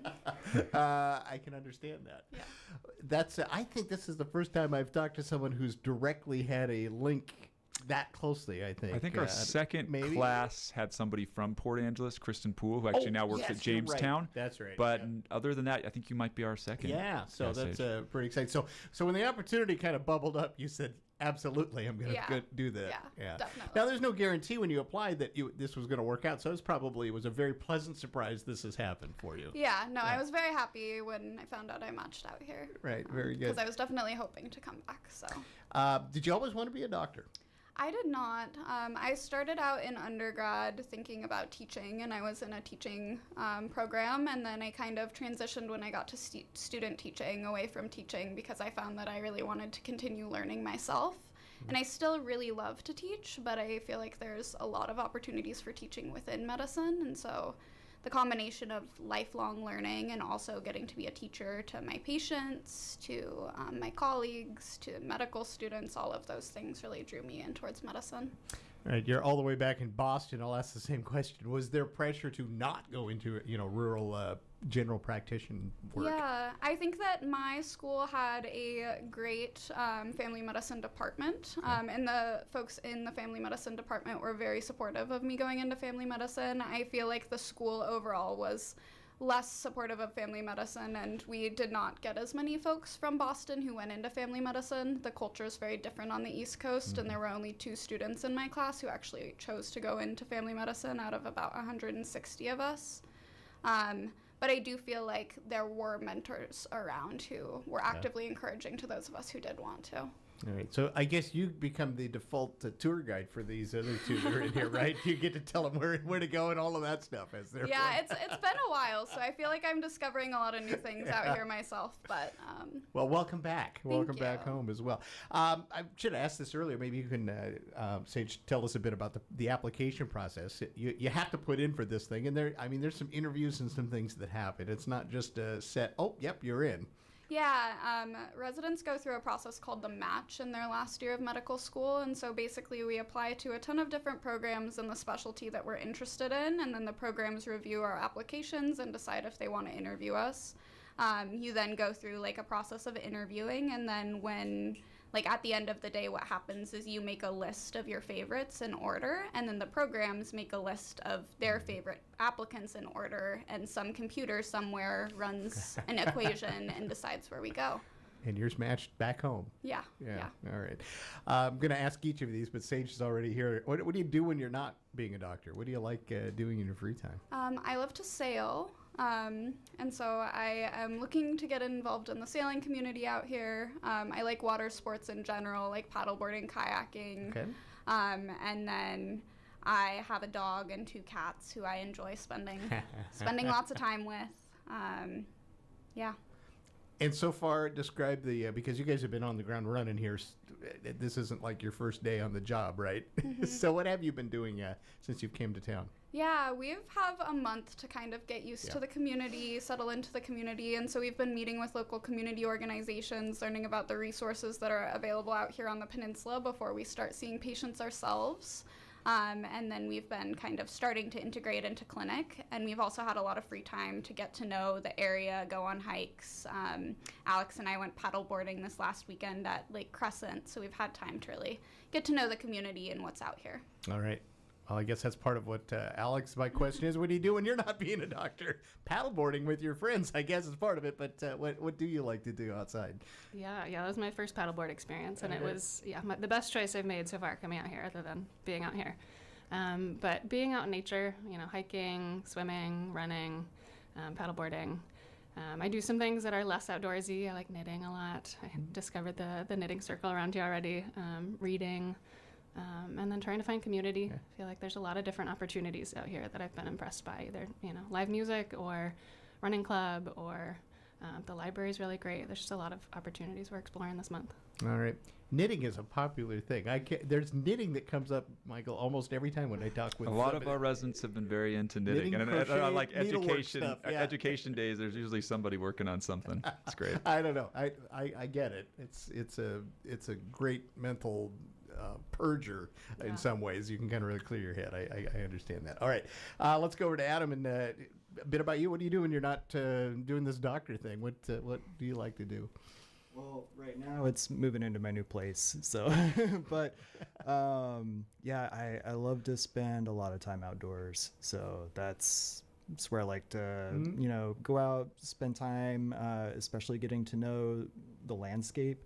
I feel like just because a lot of this training journey has, required that I be in a lot more urban areas, finally kind of coming back to a place, where I can get outside and, get to know the mountains and, all the things that live there, I'm actually really excited about, so.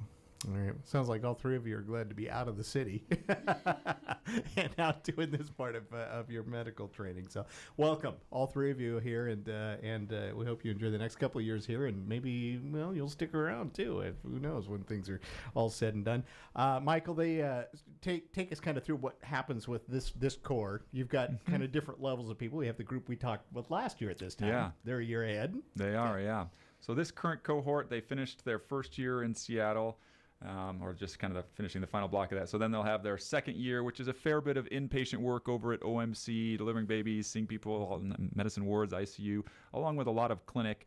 There's not as much flexibility. And then the third year is really a time to sort of craft, looking at what will their future jobs be. There's a lot more elective time, we call it, where they can decide whether that's here locally or going somewhere else to gain experiences to prepare them for that future job they're going to be taking, and some time to interview and start looking for those. So kind of 2 more years here, intense inpatient, and then a little more flexibility as they complete their training. All right. Well, welcome again. Great to have that. I always love this show because I get to meet some really cool people that have decided to come this way. Michael, it's great to talk to you as well. Thanks for stopping by and bringing them along. Thanks so much for having us, Michael Todd. Waters there from Known. Also, we have Adam Allo Casey here, Dr. Casey, Dr. Seuss. I didn't even catch that. I need to tell folks, so it's SOOS. It's not like the actual author. Yeah, right.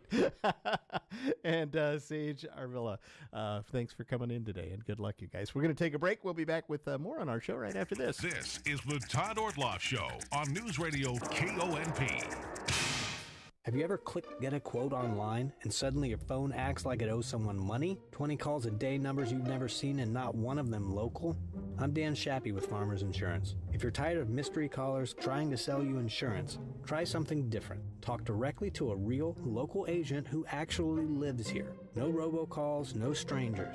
We are real people helping real people right here at home. We are farmers. Bum, ba-dum, bum, bum, bum, bum. Underwritten by Farmers Truck Fire Insurance Exchanges and Affiliates. Products not available in every state. Welcome to Volunteer Spotlight, sponsored by Jim Hagwood of Port Angeles Realty. This is Alan Barnard, and this Volunteer Spotlight shines on SQUIM's Welfare for Animals Guild, known as WAG. Powered by dedicated volunteers, WAG is a cage-free, no-kill rescue that has helped thousands of dogs find loving homes since 2001. WAG volunteers create a second chance for abused and neglected dogs to find safety, love, and stability with foster families. WAG volunteers give their time, patience, and hearts to help dogs to trust again and find their forever home. You can help by attending one of the WAG fundraising events like Cocktails with Casey, June 27th. To learn about volunteering with WAG or to get tickets for Cocktails with Casey, visit wagsquimwa.com. This volunteer spotlight is sponsored by Jim Hagwood of Port Angeles Realty. The Olympic Game Farm would like to say hats off to the class of 2026. You have your entire future ahead of you. These next few years will fly by. In the blink of an eye, you'll have careers and maybe a family. You might end up exactly where you dreamed, but some of you will be doing something you never expected. No matter where this journey takes you, remember to be true to yourself. Life is hard, but it will be beautiful. Congratulations, graduates! Hey everybody, Todd here at Price Ford. And backed by popular demand, Ford has come out with the employee pricing for everyone. And I'm not talking about what I would pay as an employee. I'm talking about what the corporate employees pay. You can't buy a new Ford for less money. This offer covers almost every vehicle in the Ford lineup. So if you're in the market for a new Ford, hurry down to Price Ford right on Highway 101, right next to Walmart in Port Angeles, and we'll have a vehicle waiting for you. We are paying 14% of our income in taxes, while the super rich are paying 4%. That's backwards. That's why we came together to win a millionaire's tax this year. That means more money for schooling kids. It means parents pay less for diapers. Small business gets a tax break. It means the super rich have to pay their share. Blue Collar, we have each other's backs. BlueCollarUnity.org. Paid for by Firelands Workers Building Community Power. Looking for the next place to call home? Come to our Lavender Meadows in Sequim. Beautiful, affordable homes for active 55-plus adults. Our modern, low-maintenance homes give you more time to enjoy life. More than a home, you'll enjoy community, active lifestyle, value, and security. We're confident you'll appreciate the modern amenities too.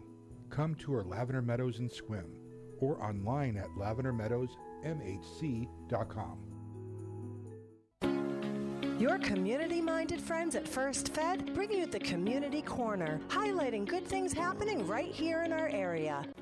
First Fed is proud to shine a spotlight on the Boys and Girls Clubs of the Olympic Peninsula, serving youth ages 5 to 18 at 3 sites in Port Angeles and Sequim year-round.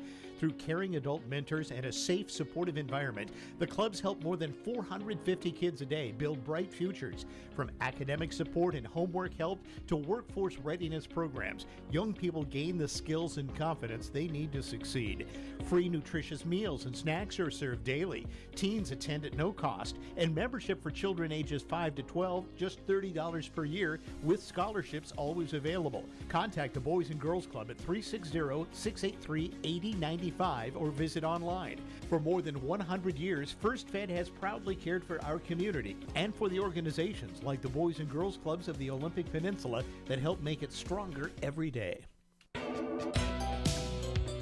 And welcome back to the program. Going to spend some time talking about, really an interesting program. You can still get tickets for it, Field Arts and Events Hall. It's a combination of culinary and artistry put together, and it's called Based on the School of Essential Ingredients. That is the beloved novel for my guest, Erica Bauermeister, who is going to be leading this, talking about that book, and we're going to talk with her a little bit about how she came up with it as well. Erica, I appreciate you spending some time with our listeners today.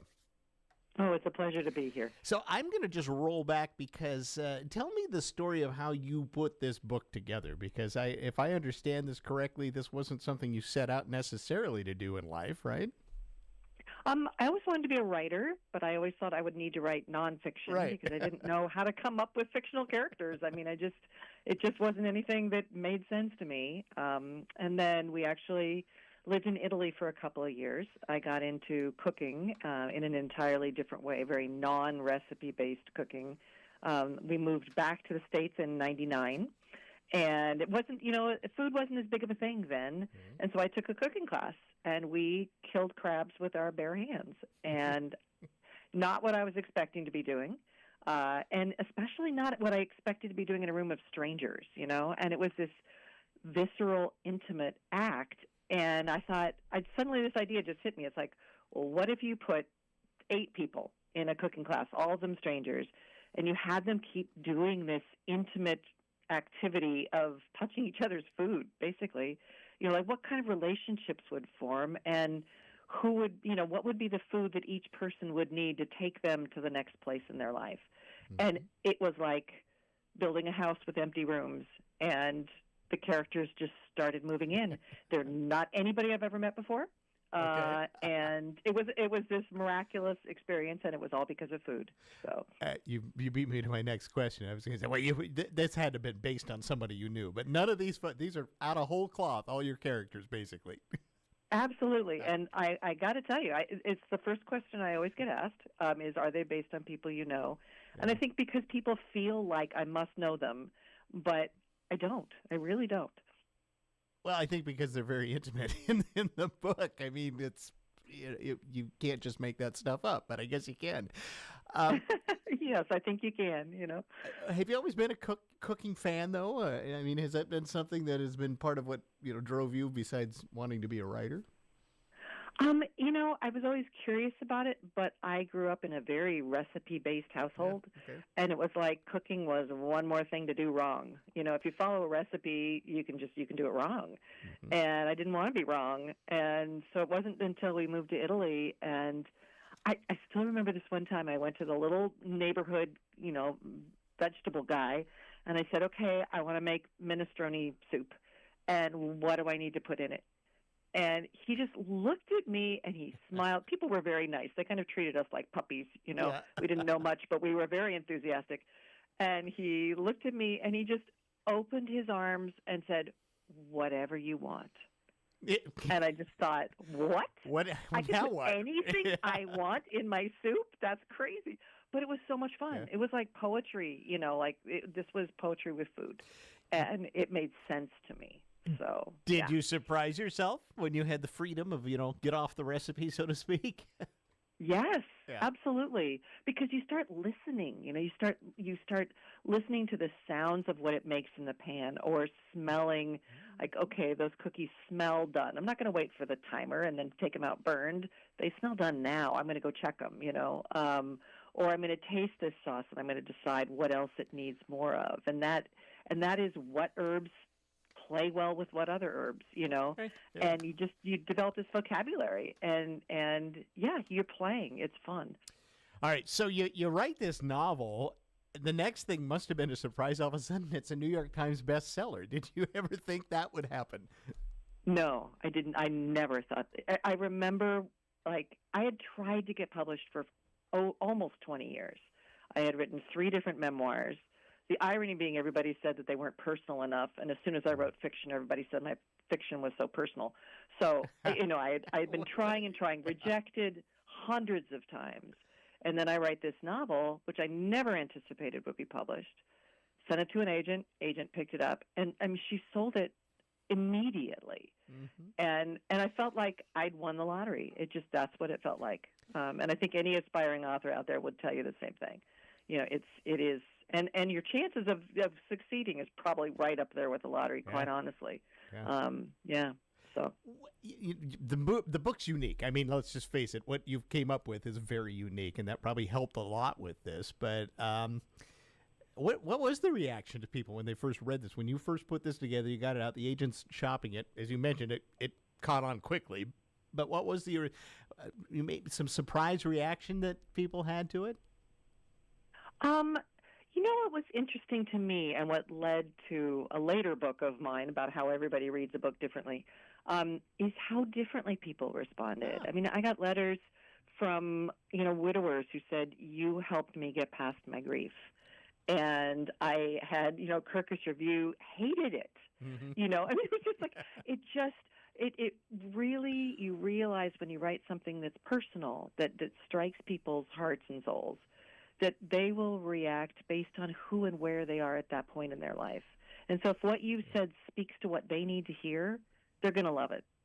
And, you know, yes, your talent matters. Yes, your wordsmithing matters. But it also matters what you're talking about. And I think that's part of why this book, which is 17 years old, is having a resurgence right now, because I think we need that kind of compassion in the world. There isn't enough of it. There's not enough kindness. There's not enough empathy. And I think a book like this that encourages that makes people feel seen and comfortable. And we want that. Yeah, I can tell you, we need anything that gets us off of a social media feed. I think is a good thing in these days, because we're just so intense on those spots as well. Do you have that loaded question? Do you have a favorite character or a favorite story throughout this that just for you resonates maybe more than any other? You know, here's the thing. When the characters started coming to me, I was so shocked and so grateful that I made this deal, which is I would never write a character I couldn't love. Okay. I didn't have to like them, but I had to have enough compassion to love them and understand who they were as human beings. So as a result, I love all of these characters. Yeah. And that said, there are two characters. There's Isabel, who has Alzheimer's, who is just kind of a love in my life. I thought she'd be this sweet little white-haired grandmother, and she ended up having this crazy past, and she had so much life in her that I just adored her. And you know, when these characters come to me, I have no idea where they're going to go. You know, I kind of say, okay, you have to go to the cooking class. Some food has to affect you in order for you to be in my book, but the story's yours. So take it and run. And they do. And then the other one is Tom, who is the widower. And that was the first story I finished. It's in the middle of the book, and it was the first story I finished. And I just was so grateful that he helped me get to that point and to be able to explore grief in the way that he does. And his story gets a lot of reactions, I have to say. I get that. Okay, so on the 23rd, you're going to be up at Field Hall and doing kind of a really unique thing in that you're going to do some readings, and this is paired with some culinary delights as well and some wines too.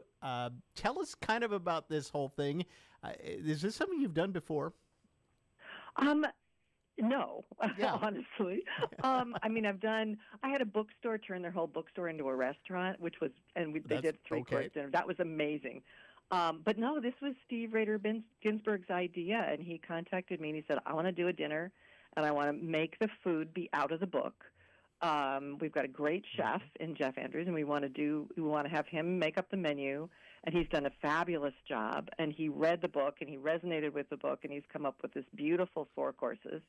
It involves crab and pasta bolognese and this amazing cake, and it's just going to be incredible. And then Marrowstone Winery is pairing the wines, and I'm a longtime fan of theirs. And then in between each course, we're going to take a break, as you should, between courses. You know, we're going to stall this out like a good Italian dinner and tell stories and do readings and have people meet each other. And so I'm really looking forward to it. I think it's going to be great.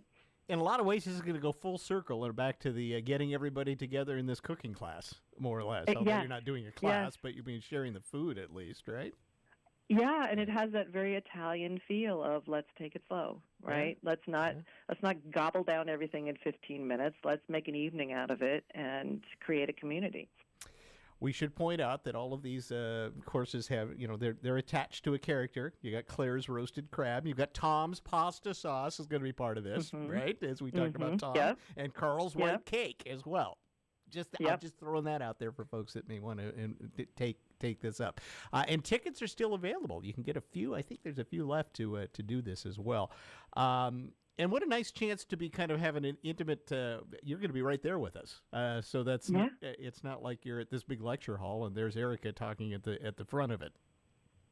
No, but I'm so excited to do it at Field Hall because that's such a beautiful, beautiful venue. You know, with the view and the whole space, it just has a wonderful feel to it. So I think it's the perfect location for it.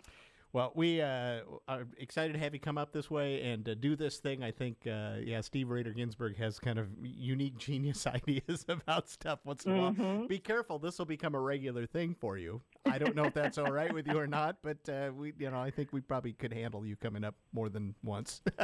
Well, I got I have 6 novels, so There you go. We got 6 shots. We get 6 shots at this. All right, Erica. We'll see you up here next week, and let folks know. Go to Field Events website, and they've got some tickets there. You can just click on the lovely picture on the front of you there as well for the School of Essential Ingredients, and do pick up the novel and read it because it's pretty. It's a good book. Just even if you're not going to eat the meal with it. Erica, great talking with you. Thanks, Todd. I appreciate it. All right, that's Erica Bauermeister there, who is the author of the School of Essential Ingredients. And yes, do come and get tickets if you can on the 23rd. It's a really unique experience at Field Hall. We're going to take a break. Be back with more in just a moment. This is the Todd Ortloff Show on News Radio KONP. Hi, it's Dan Shappy with Farmers Insurance. Community matters, and that's why we're proud to support Todd Ortloff and local voices that keep us connected. If you want insurance advice from real neighbors, stop by our office on Peabody Street. Real people helping real people right here at home. Dan Shappy and Farmers Insurance is proud to sponsor the Todd Ortloff Show every Monday through Thursday at 1 p.m. We are farmers. Bum, ba-dum, bum, bum, bum, bum. Underwritten by Farmers Truck Fire Insurance Exchanges and Affiliates. Products not available in every state. Jumpstart your exterior home project. Give Tri-State a call. Are you thinking about a new roof, siding, or windows for your home? Tri-State installs GAF roofing products, James Hardy siding, and Pella window replacements. And right now, Tri-State's offering huge savings. Call today for your free estimate. 360-208-2222. Tri-State Roofing, we got you covered. The word on the street is that used car inventories are down. This is Dale from Wilder Auto, and I'm happy to tell you that we have a great selection right now. We've got loads of trucks and SUVs with a great collection of makes and models. From Toyota, Honda, Ram, GM, Nissan, and Ford, we'd love a chance to earn your business. Add to our great selection the peace of mind that comes with the Wilder Advantage. Well, why would you go anywhere else? Stop by and see us today or 24/7 at wilderauto.com.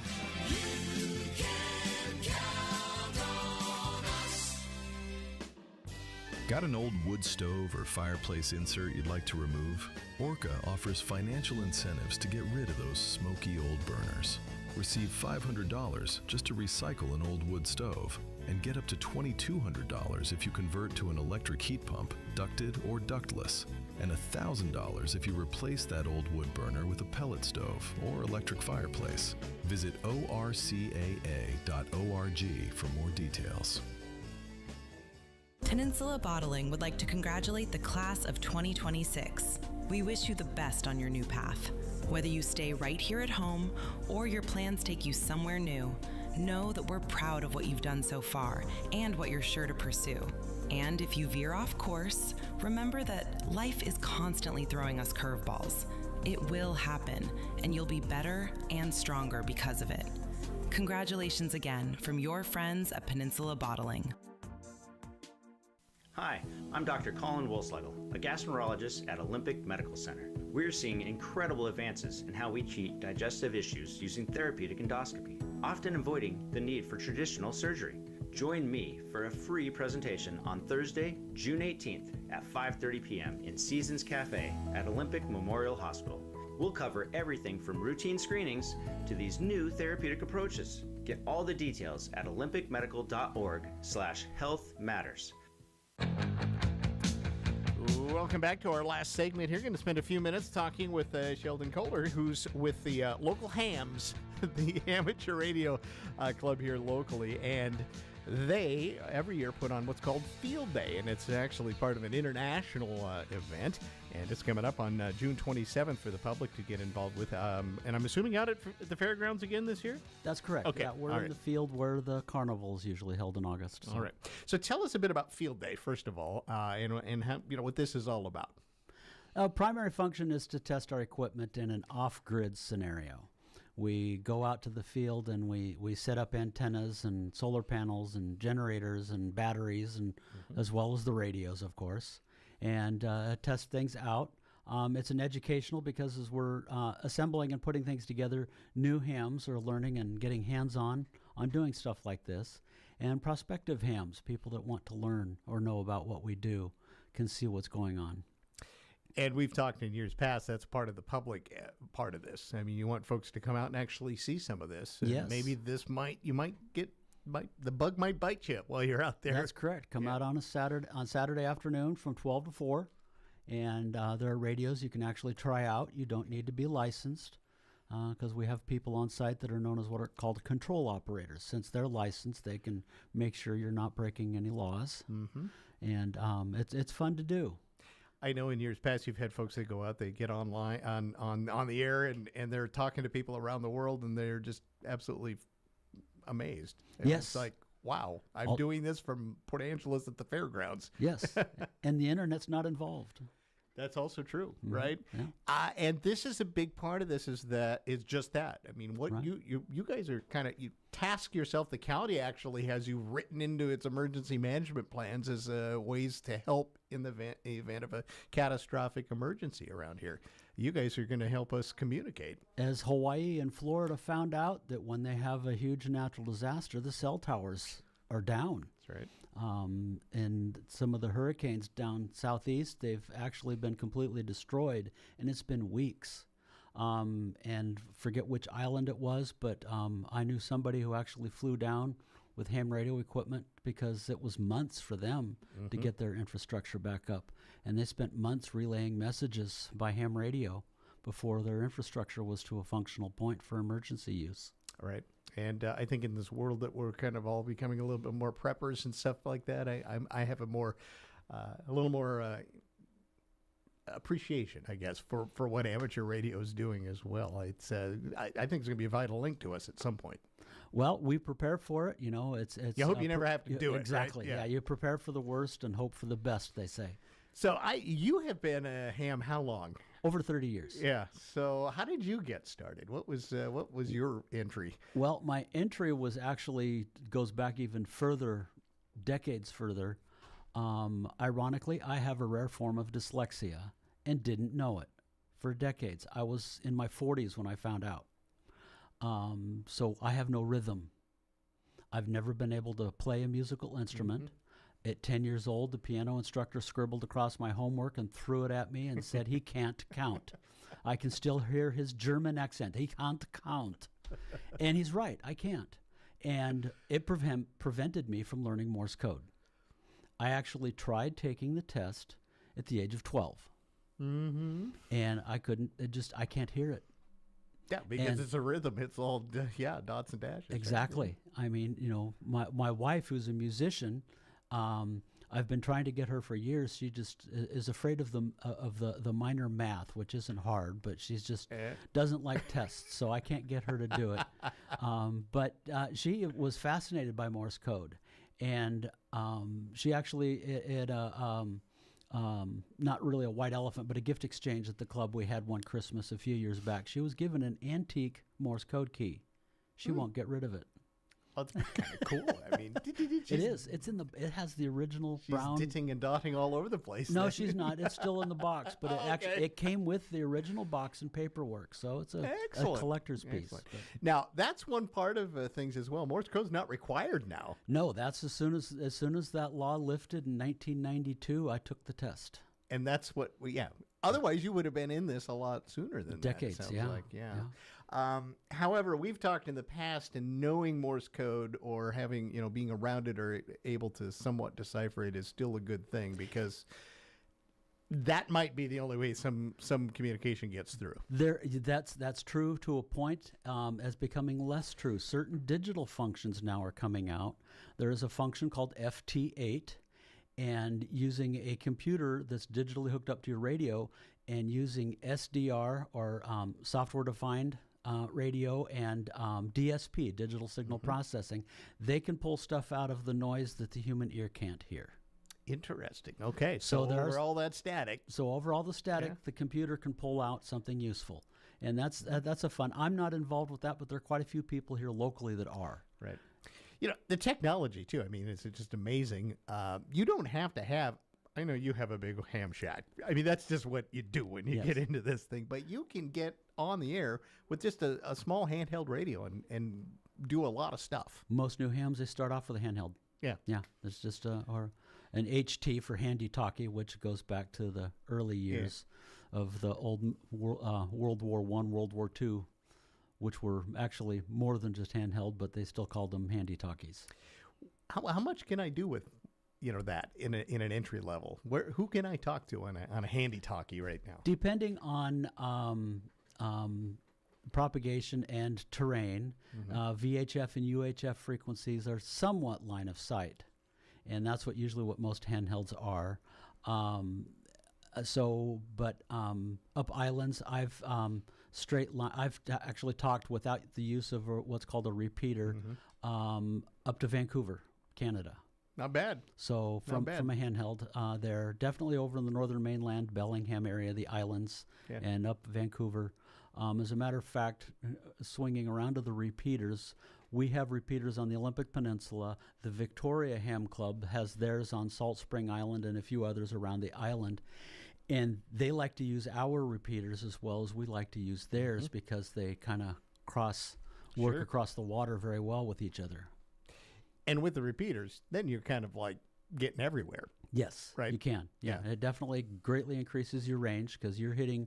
For our most popular one around here is the one on Striped Peak. From a handheld, you hit Striped Peak, and then Striped Peak can go out west without too much issue. And as well as we have what we call an internet link.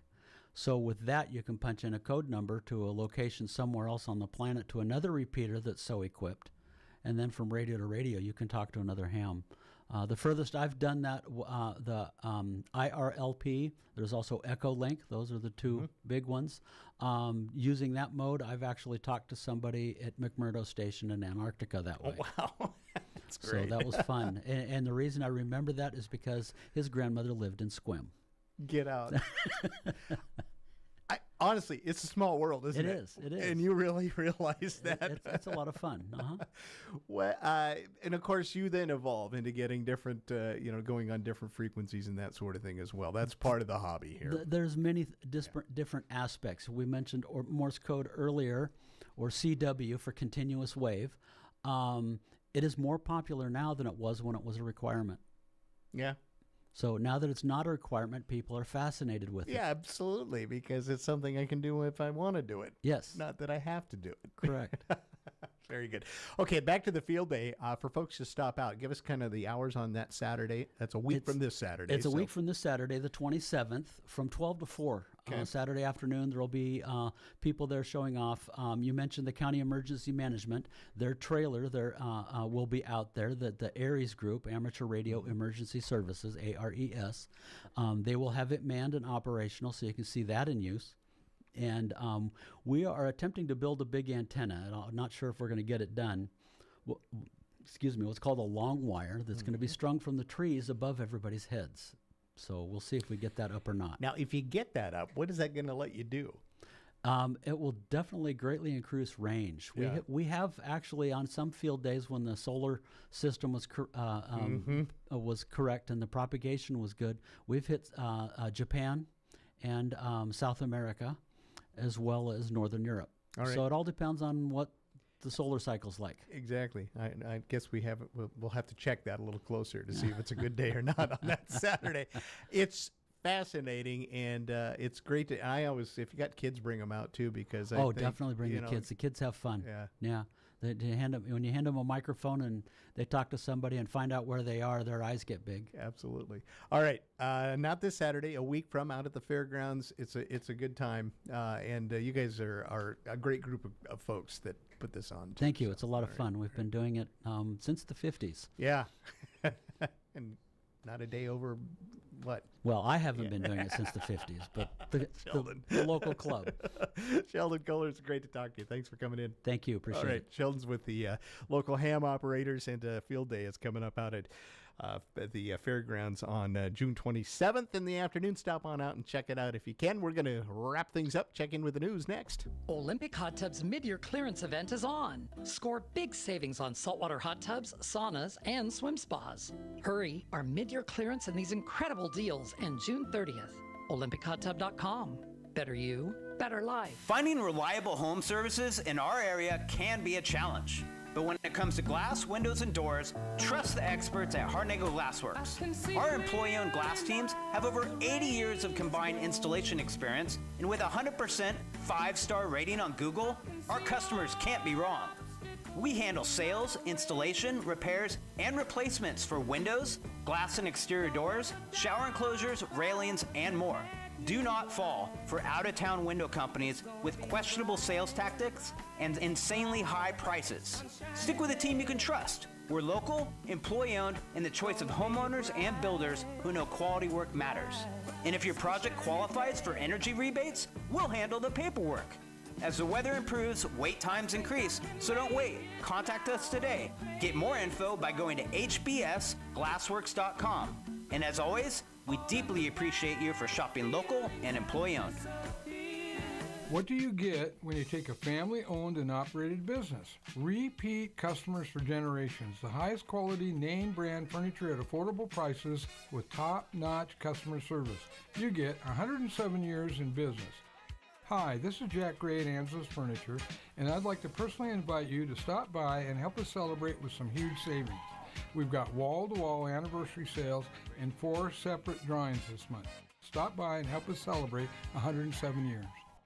I'm Sophia with Clallam County PUD. And I'm Michaela. We're excited to share something new, our Power Pledge Fund. It's a simple way neighbors can help neighbors during tough times. Power Pledge provides immediate assistance to customers facing a crisis, like medical emergency, job loss, or unexpected hardship. And every dollar goes directly to helping local families with care and privacy. You can make a one-time donation, give any amount you choose monthly, or even round up your bill to the next dollar. Learn more at clallampud.net. At Harper Ridgeview and Squim Valley Funeral Chapels, we're proud of this community, and we're especially proud of our graduates this time of year.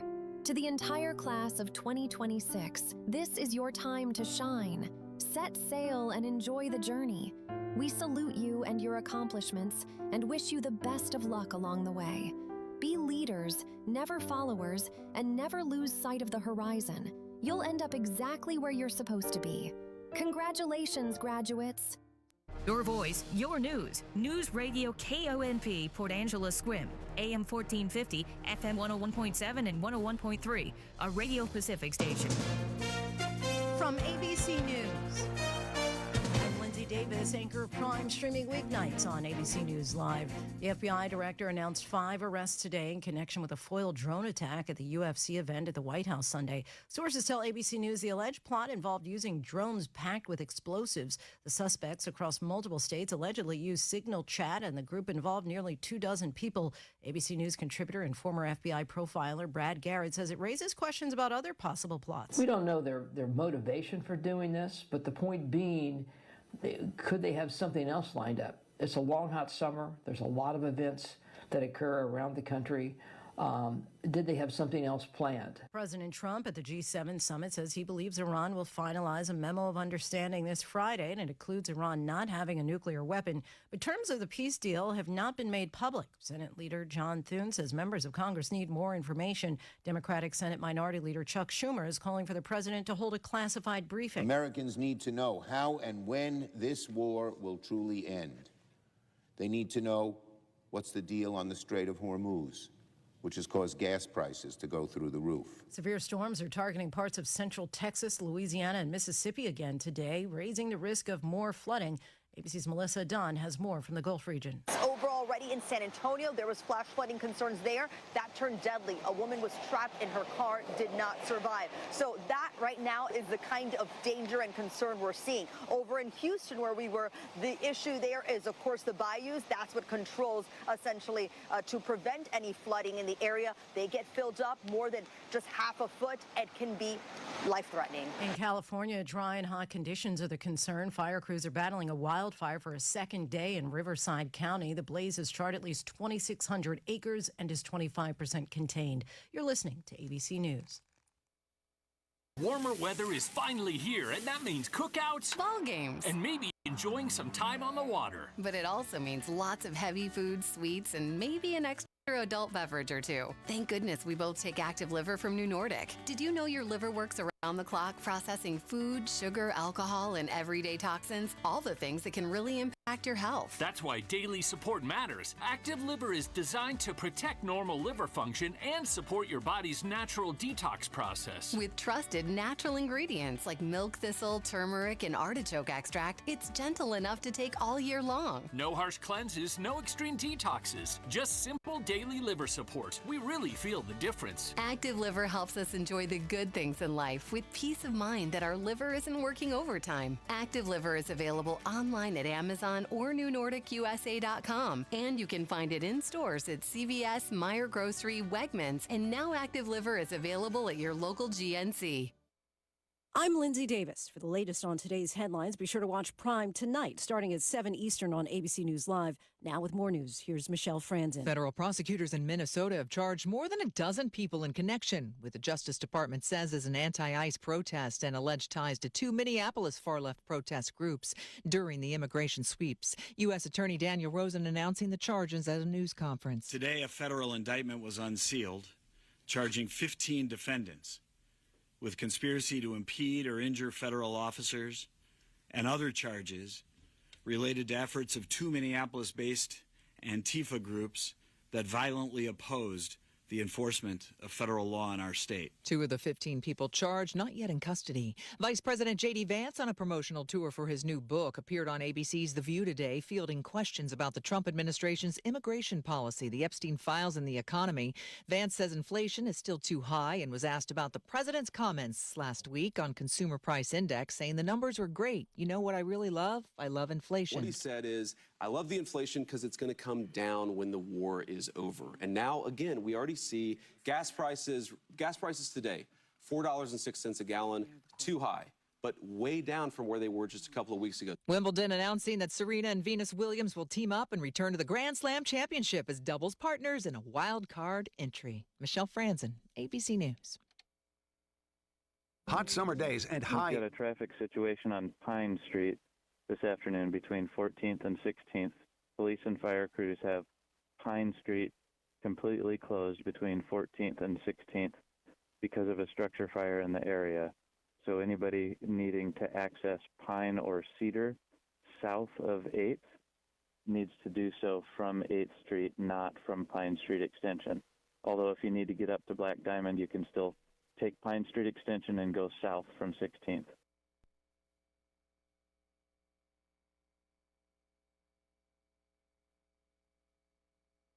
News Radio KONP forecast brought to you by All Weather Heating and Cooling. Clear skies this afternoon with highs around 67. Westerly winds 15 to 20 miles per hour. Clear skies again tonight, lows around 48.